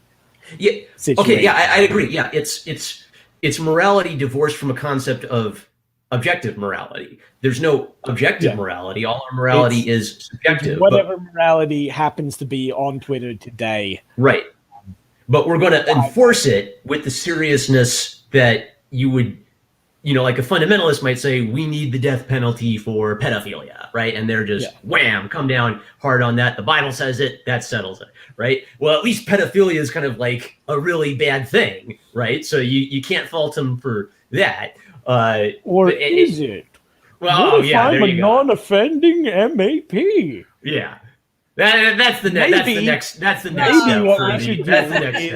maybe what we should do is give the death penalty to pedophobes because they're evil and they're keeping the non-offending MAP community down and oppressing them with their racist pedophobia. Oh, gosh. So maybe that's what we should do. If I could scroll back to the question of culpability. Like, the question of are they being deliberately, stubbornly stupid, or is it something that they, in some sense, cannot help? I think it does depend on who we're talking about. If we're talking about those young under 25s on TikTok, I don't think they can help it. I think that the education system is designed to such an extent that we are basically teaching people how not to read. Like if you really want to understand a text, there's I've said this in previous streams, you have to have a certain level of background knowledge about that text to really understand what's going on. For example, if you want to teach kids the Declaration of Independence, you have to have a whole bunch of feeder text going into that first, like John Locke, for example. And you have to have, the historical context, and you have to understand what was it that Thomas Jefferson was reading that was influencing his thought, has to feed into an understanding of that text. But what we're doing in schools today is we're teaching reading comprehension like it's a discrete skill that can be applied, that can be taught and applied to every text. As one particular strategy for how to understand a text, right? But for each text, actually, there's a certain, web of background knowledge that has to go into it for you to really understand it. So if we're talking about those Zoomers on TikTok, I don't think they actually know. I think that to a certain extent they are not culpable because they have been so miseducated. And they really have not been taught to read to comprehend because they haven't been given all the background knowledge necessary in order to do so. If you're talking about, say, the semiotics professor, that's where we get more into the deliberate stubbornness category. So it really depends on which population of people you're talking about. Well, the good news is hopefully those semiotic professors won't be breeding very much, so we won't have to worry about them for too much longer. But yeah, idiocracy comes true, but it's a utopia, not a dystopia. We're all everything midwits. winds up great because everyone's just too dumb to be evil, and then yeah, that was the question I was going to ask you guys. Like, if you were going to write an Idiocracy today, what would it look like? I mean, I don't know. After I watched Idiocracy, I kind of had this weird idea. What if there were like mind control wizards where they just mind controlled everyone into thinking they're free, right? And then in order to prove how free you are, you would do like a freedom ritual, but the freedom ritual was just part of the mind control ritual. So basically the Matrix then. Yeah. The new Matrix movie. Yeah, but I don't want like any of those newfangled stuff. Cause I want good old wizards with star-covered hats doing it in my dystopia. Yeah. Okay, so you'll also be a transphobic, goblinophobic J.K. Rowling. Well, I want to expand. I want to expand on that because there's this problem where some of the propaganda feels like it's teaching you to look out for propaganda, right? What's this movie that just came out? Don't Look Up, right? So Don't Look Up is this statement on how the comet is heading towards Earth. And our political and capitalist class are just too stupid and selfish to see it coming. And so in that sense, it kind of works as a clever little goofy comedic metaphor, but it's Hollywood. So the solution is #the_science. And I think it's actually been explicitly stated by the actors and the director that it was supposed to be a global warming metaphor, which hurts the art, right? Like if you had a movie that's a general theme of people are stupid and don't want to wake up, that could be really resonant. When you make it Republicans and Trump are the stupid people and I'm the smart people who wants to stop the comet from crashing into the earth, and I'm the one who wants to tell people to look up. They're making propaganda for the state where part of the movie is don't believe in the state's propaganda because the state is lying to you. And people watch that and they think, oh, wow, that's right. That's why I shouldn't listen to Trump and anti-science people, right? And that phenomenon is kind of weirding me out because it's a propaganda piece that contains a lot of information that's actually contrary to what the message of the propaganda piece should be. Yeah. Well, that's one of these things that once you start noticing it, like that's good you mentioned that, because I think it's important to notice things like that, and as soon as you start noticing that, you're going to start noticing it everywhere, because the idea of pointing out propaganda as a piece of propaganda is something that's everywhere in Western media, and it's been everywhere for ages, right? Like I remember when I was a kid, right, I used to watch a lot of Daily Show, right, Jon Stewart and Stephen Colbert and people like that, and they used to do that all the time. Like they'd point out like the problems with the news media and all these logical fallacies that people were doing, and look, all this propaganda, right? You got to be aware of the propaganda, but it was always done in such a way to lead you down a very narrow and specific political rabbit hole, right? Very centrist and very neoliberal, right? Well, yeah, I mean, I guess neoliberal might be a fair way to put it. Kind of neoliberal, neo-Marxist-y sort of. Oh, of course we're okay with capitalism. We just want fair redistribution of wealth. Yeah, this figure that one out. Yeah, this kind of stuff. So yeah, and I mean, even like disclaimer, like a lot of the stuff that we do probably comes off the same way, right? Because everybody has an agenda, everyone has a bias. The trouble is, like, a lot of times people will present themselves as like, oh, we have no bias, we have no agenda, we just want you to think, but only think our way. And again, like the new Matrix movie, I don't know if you guys have seen it or heard about it yet. I want to save myself from having to see it, but yeah, my Yeah, brief no, I'm understanding, not really they interested. didn't like how red pill was appropriated, so they kind of wanted to correct the record.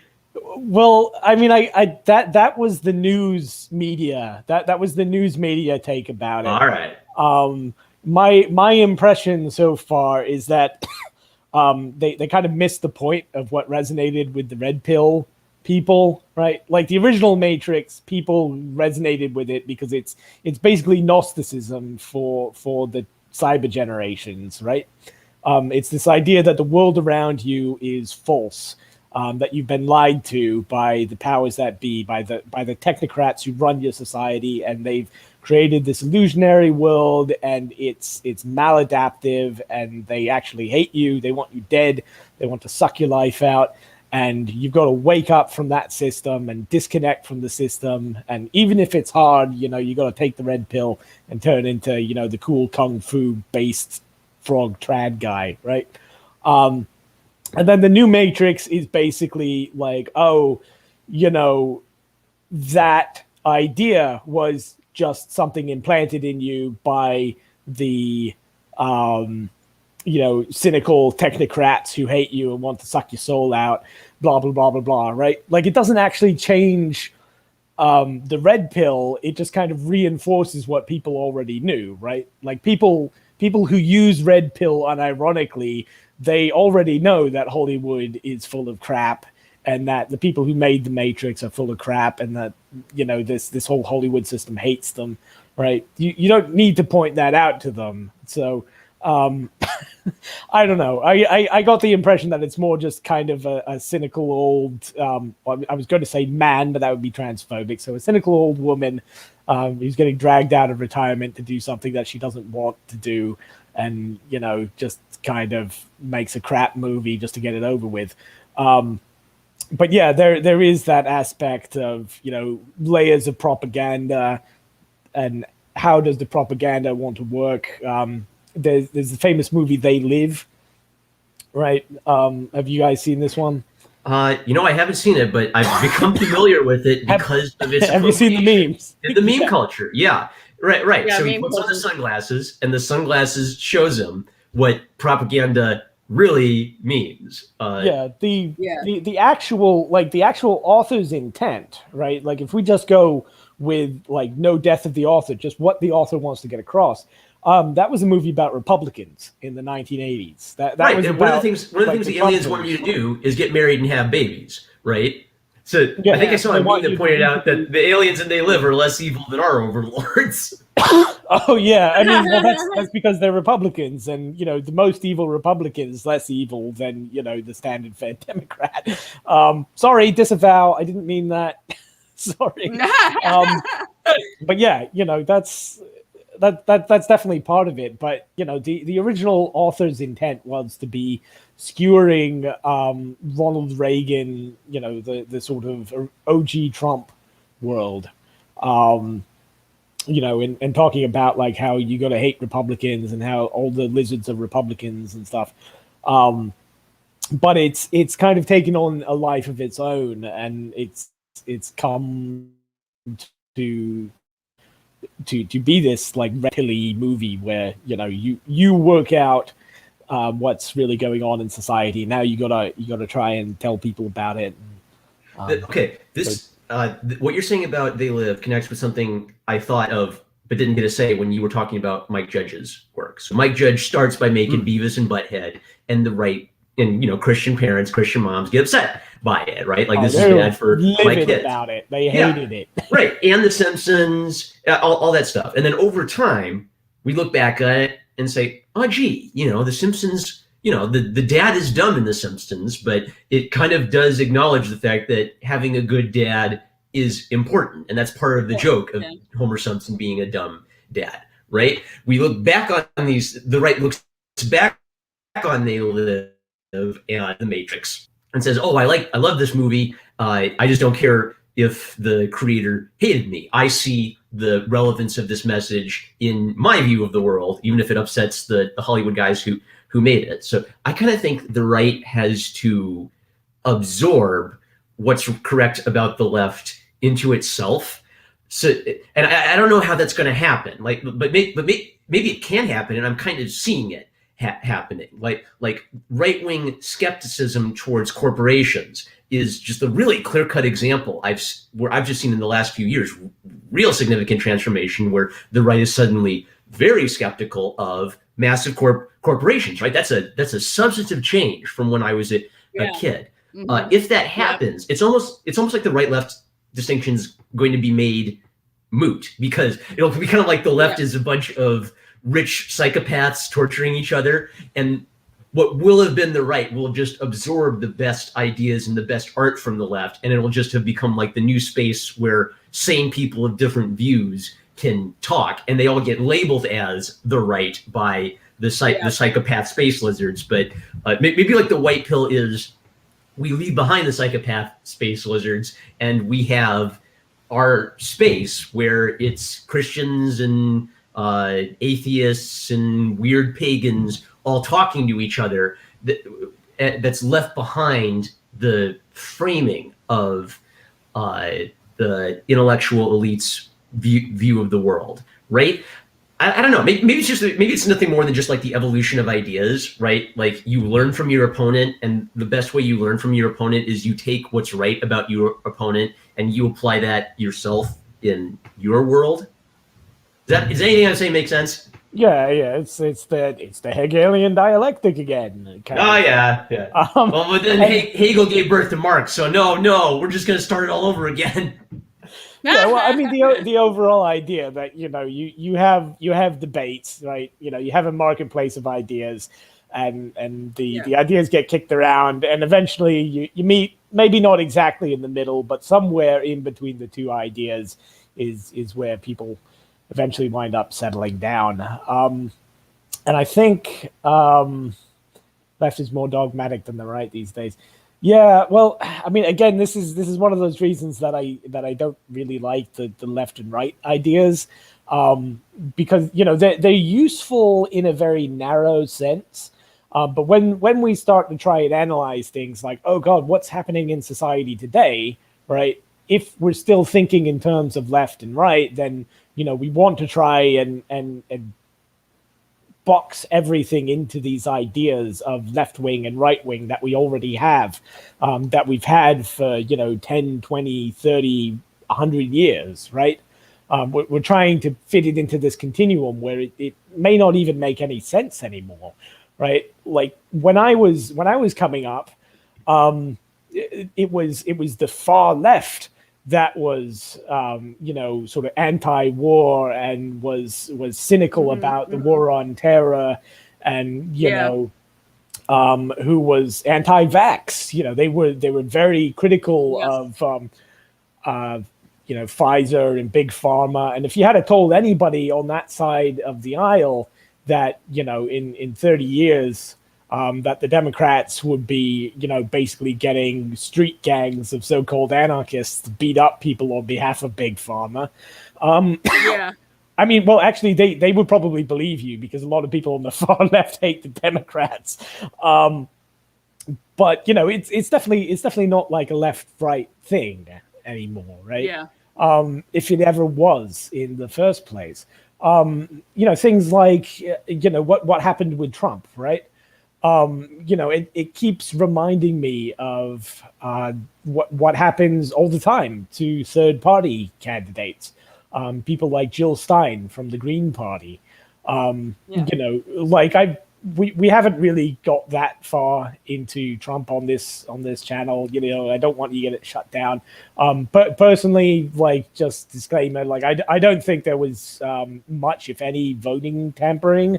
But I don't think that really matters, because there was very clearly social tampering.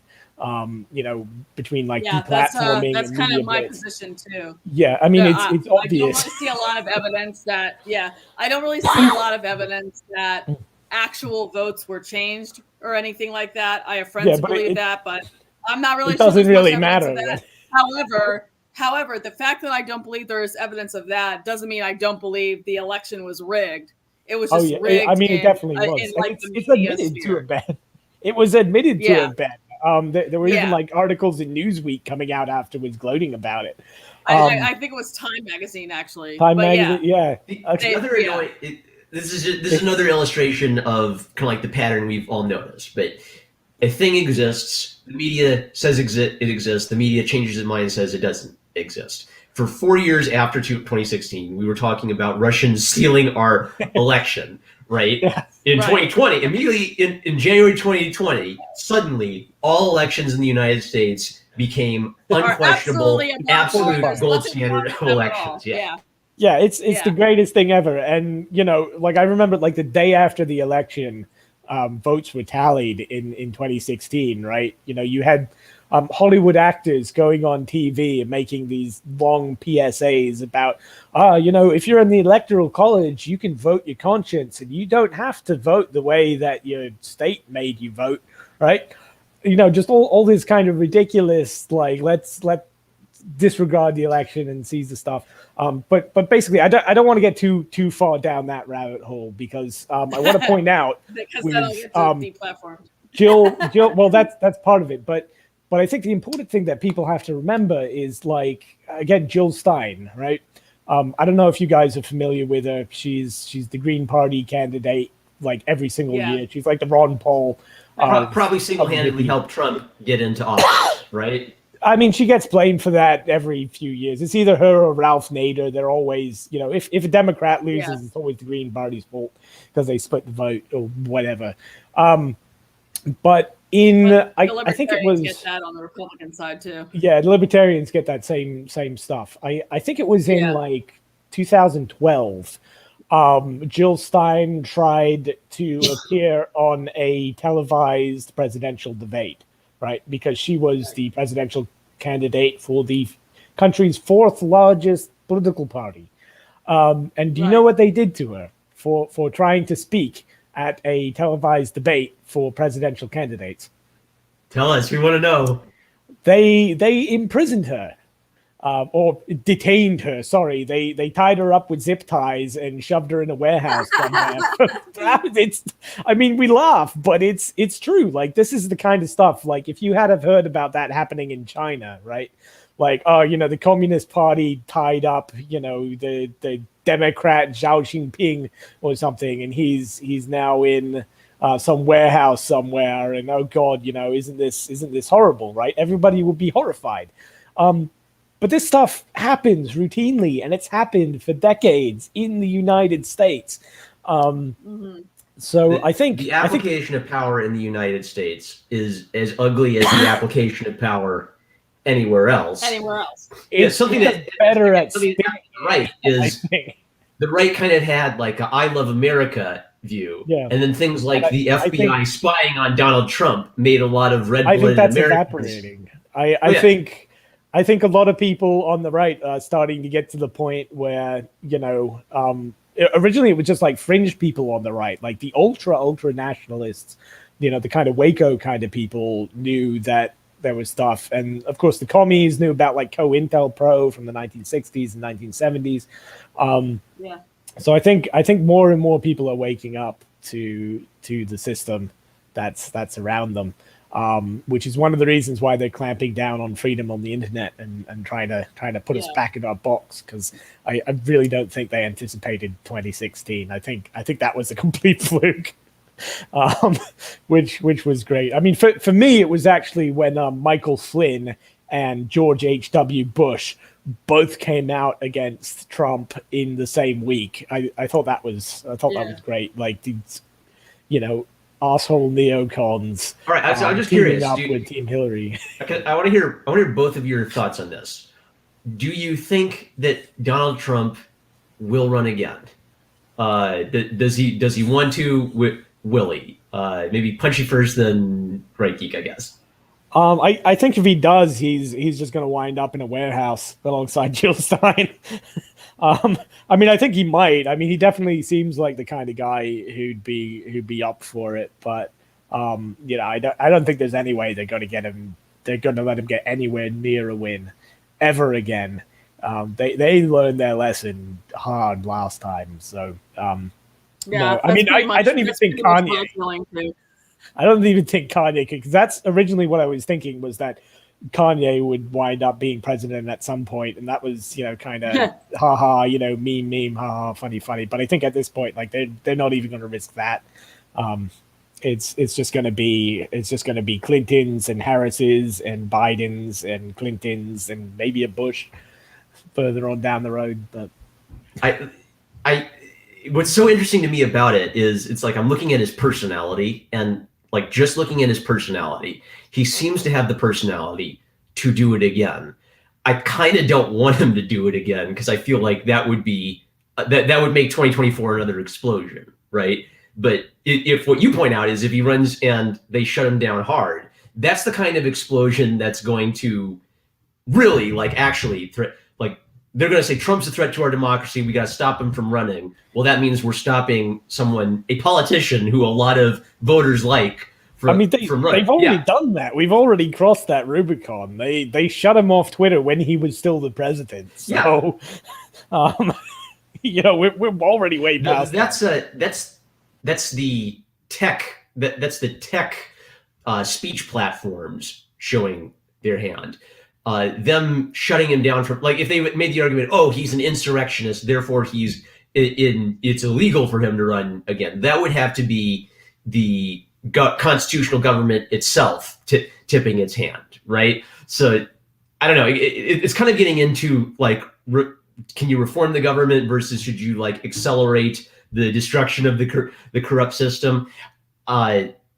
I don't like the idea of accelerationism because I think that civil wars, everybody thinks, hoorah, civil war, we're going to win. And no, a lot of people will just die in a civil war. So I do not want that. But again, I feel my whole background in, kind of Alex Jones lizard stuff, they've been talking about civil war for well over a decade now, right? And their argument is that any sort of civil war is going to be planned, and that no matter which side wins, the lizards are going to be there to be on top, right?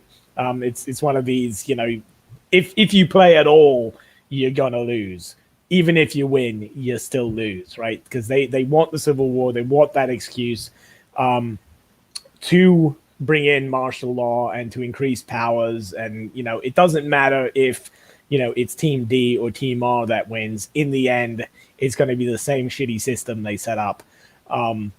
So that would be my take. I'd be against civil war simply because I think they're already 5 moves ahead of us. Right. There's the human capital. There's the what kind of dystopia do we live in, right? So my view of it is, I think the lizards aren't.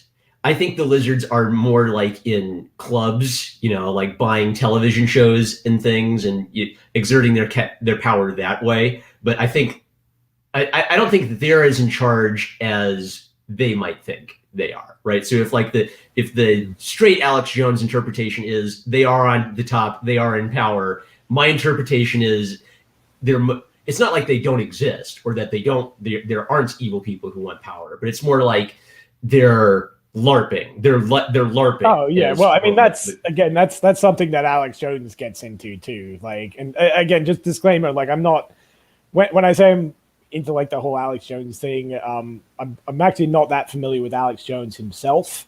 I'm kind of more I've name dropped James Corbett, right? James Corbett and what's her name? The Turkish journalist. I can't for the life of me remember her name, but there's other people who are a bit more reliable and level-headed than Alex Jones. Alex Jones is very performative, but specifically with Alex Jones, that is a position he takes. He does think that they're not as strong as they think they are, and a lot of that has to do with his Christian faith. Some of it has to do with his painkiller addiction or whatever drugs he's on, but he is very much of the mind that these people are not going to win in the end. So it's not really a black pill thing; it's more of a caution thing, I guess. Anyway, to get back to the question that I asked a little while ago, which was just one of our little tangents. Sorry. But if you were no, it's summa tangentum. That's how these gyms go. But that we've got you deplatformed. Sorry. Oh no. That's why I put plus other news in the. That's why I put plus other news in the stream title, because I knew that other things were going to be discussed. Yeah. If I were to make a movie like Idiocracy today, I think I would make a movie called Victimocracy that would take the lauding of victimhood to its absurd extreme.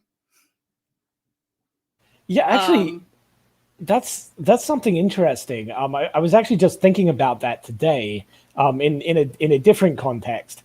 But do you guys ever listen to like Jewish debates? Right, like as in like religious Jewish debates. Yeah, like religious debates between Jews, like arguing with one another. All right, I haven't heard a lot of those. I have heard some debates between Jews and Christians, so I've gotten a feel for like, because it runs the gamut. Like, right, like if you talk to an Orthodox Jew, they're actually going to care about the Torah, and like their argument is, oh well, we don't think the New Testament is consistent with the Torah. If they're kind of like, if they're basically a secular Jew, then they might not care. They might agree. Oh yeah, the Torah is a horrible book. What we care about is we think the Bible's a horrible. Yeah, they not argue. Modern. It's not. There's a lot of different groups, and they argue with each other about all kinds of things. And one of the things that I really remember, and I've been trying to see if I can find examples of it again online, but they all seem to have been taken down. They were debates. I think like Finkelstein and people along those lines, right? Like very liberal Jews who are critical of Jewish culture, debating sort of more orthodox or more culturally orthodox Jews. And one of the points that often comes up in these sorts of debates, like these sort of self-critical Jewish debates, is this idea of victimhood as being central to Jewish identity, right? And there were some really great quotes, which unfortunately, again, I can't find them. So, just pretend that I come up with some really great quotes about victimhood. But there was like, for example, one time this guy came out with an anecdote about when he was in school and a teacher was telling them about the history of the Holocaust and all the horrible things that the Jews had to go through during the Holocaust. And after the class, a young black student came up and took this Jewish kid aside and said, "Wow, I never realized how bad you had it." And this young Jewish boy felt pride in that. That was a very proud moment for him, was when the other races who had been victimized recognized him as the bigger victim, right? As the person who had more victim capital. So this is something that, again, like I mentioned Finkelstein, because that's someone that comes right to mind when you think about things like this. He's the guy who wrote the book, The Holocaust Industry, which is, I guess it could be canceled nowadays. It is written by a Jew, so it's not anti-Semitic, except in the sense that many Jews hate themselves and are anti-Semitic. But basically, it's this book about how not really that the Holocaust is fake or anything, but that the Holocaust is leveraged by people for certain gains, and that people they wallow in these victim mentalities, and that this idea of victimhood as being central to the Jewish identity, right? Like it's not about it's empowerment. It's not like when I'm strong, I'm proud of my strength. And I'm happy that, I'm smart and I have kids and I have money and that I've made it in life.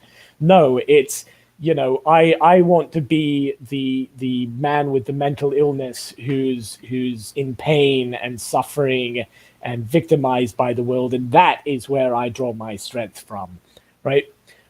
It's something that actually really jumped out at me when I was doing research in like art classes as well, right? These like responses to Entarté Kunst, degenerate art, right? Yeah, the degenerate art in Nazi Germany. And are you guys familiar with the history of that? Yeah. So Hitler puts on an art show of artworks he thinks beautifully illustrates degeneracy, and I think most of it was kind of like modernist stuff. So there'd be like abstract painting. There were a lot of Jewish artists represented, but it was.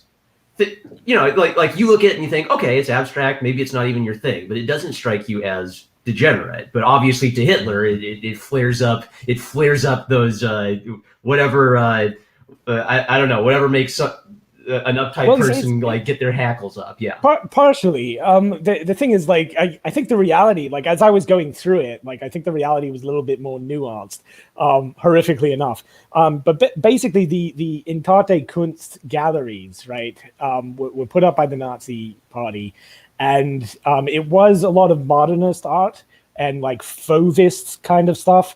But it wasn't just like modern art. Like there were some really famous modern artists put up in there, but it was also things by like, mentally ill people and prison inmates and real sort of lowbrow outsider art. Basically like they went on DeviantArt, right? And they looked up like Loud House cartoon characters eating balloons or something. And then they printed out like a whole page of like the worst stuff they could find. And they hung it up in these galleries as examples of, basically like clown world, like how bad German culture had become in the years after the First World War.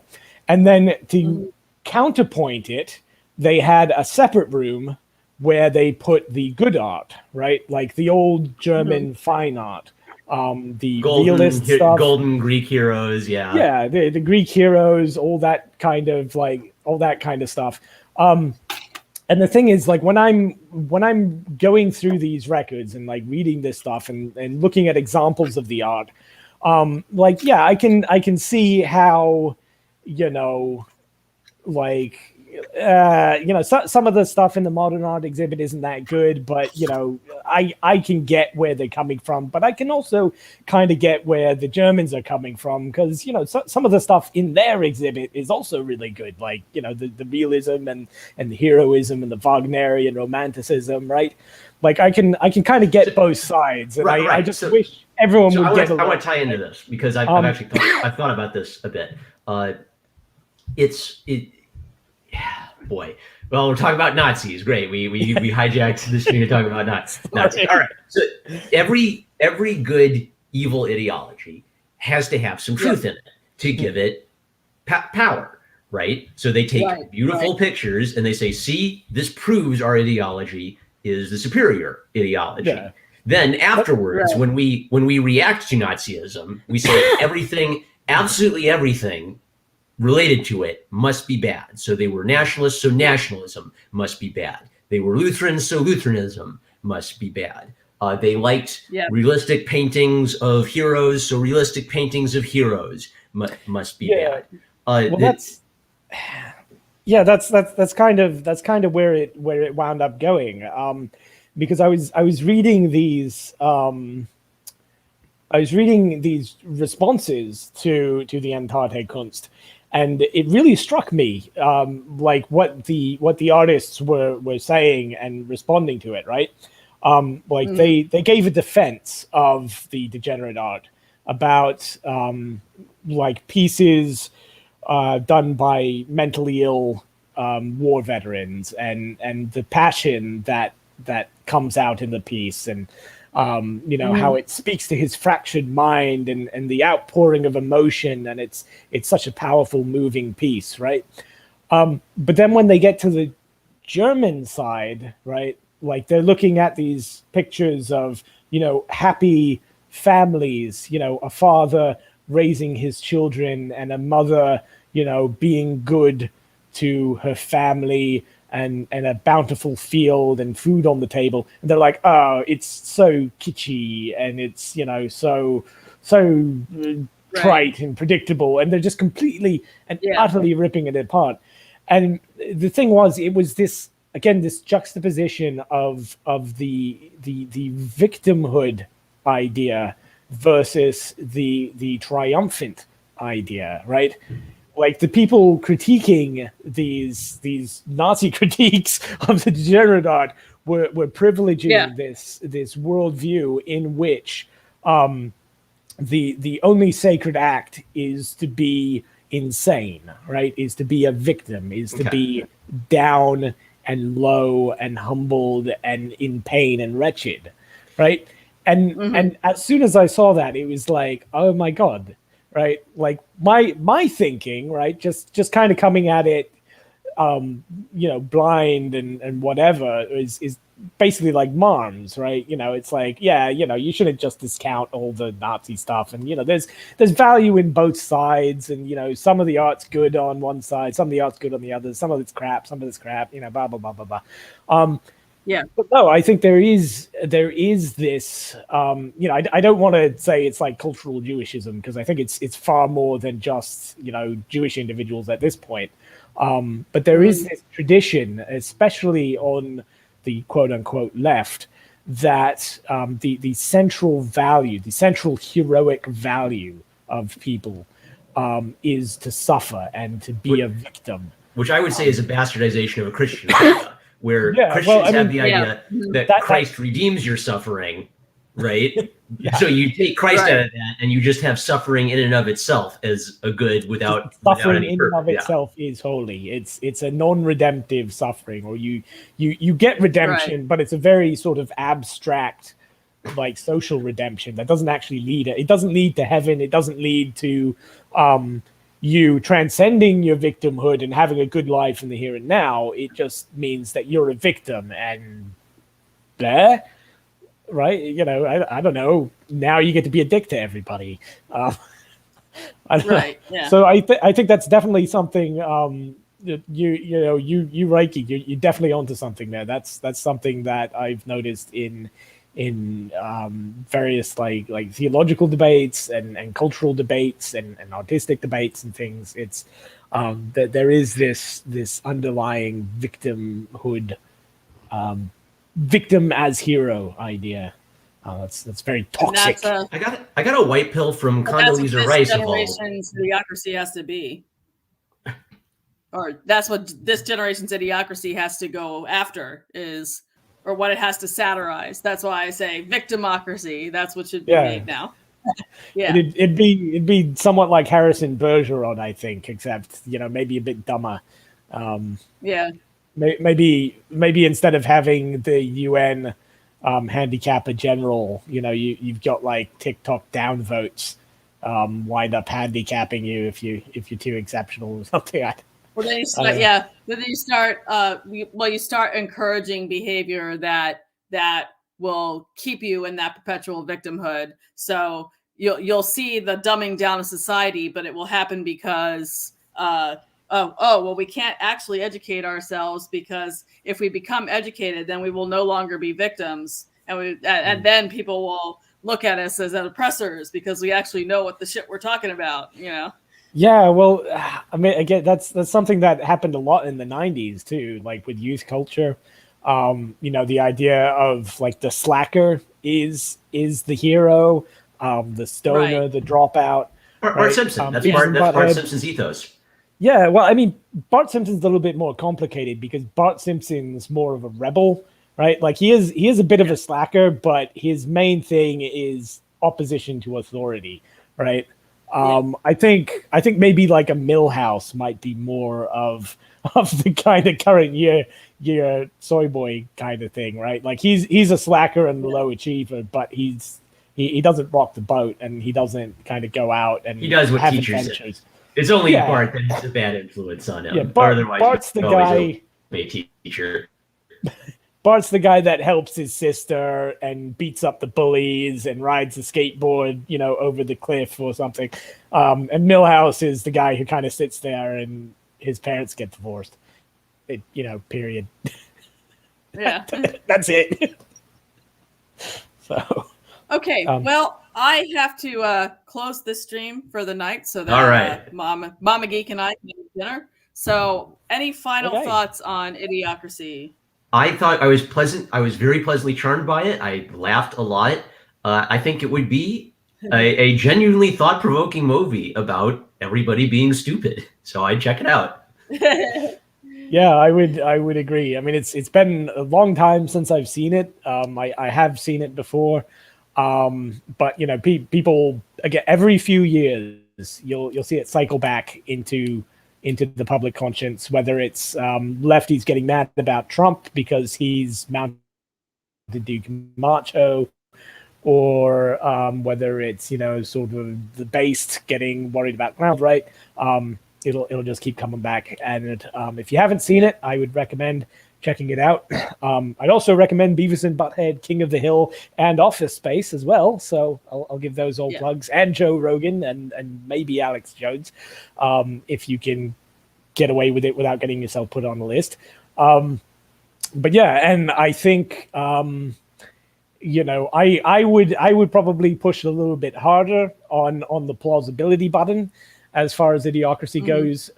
But Stephen Jay Gould, one of the great scientific minds of the late 20th and early 21st century, he essentially has the same argument as Right Geek and Marmaduke fans. So they are very big brains in this case. They're in good company. So I'd say maybe don't be too worried about everybody turning stupid because rednecks have kids, but still be worried about people. Be as smart as you can be, and raise your kids to be as smart as they can be. There we go. Yeah. And worry less about the evolution and genetics, and worry more about how education and culture might make us stupid.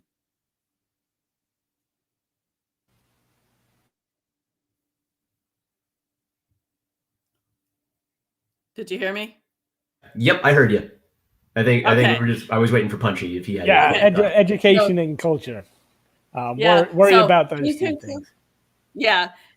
In conclusion, definitely worry about how education and culture is making us stupid, because we could get Idiocracy that way.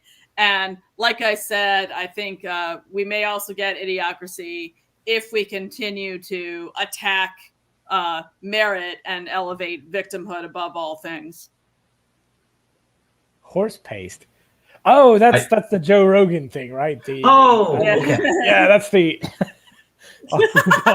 Yeah. Okay. No. Well, I mostly just endorse him for the comments about chimp fights. That's why I'm saying you should watch him, because he's got good opinions on chimp fights. He's the master of chimp fight MMA commentary. So if you're into that kind of stuff, definitely check him out. Okay. Well, thank you all of you who were part of our live audience, and thank you to anyone out there who may listen to this asynchronously later. I appreciate everyone in my audience, and I hope all of you have a good rest of your weekend. Bye-bye, everybody. Bye. Bye-bye. Bye-bye.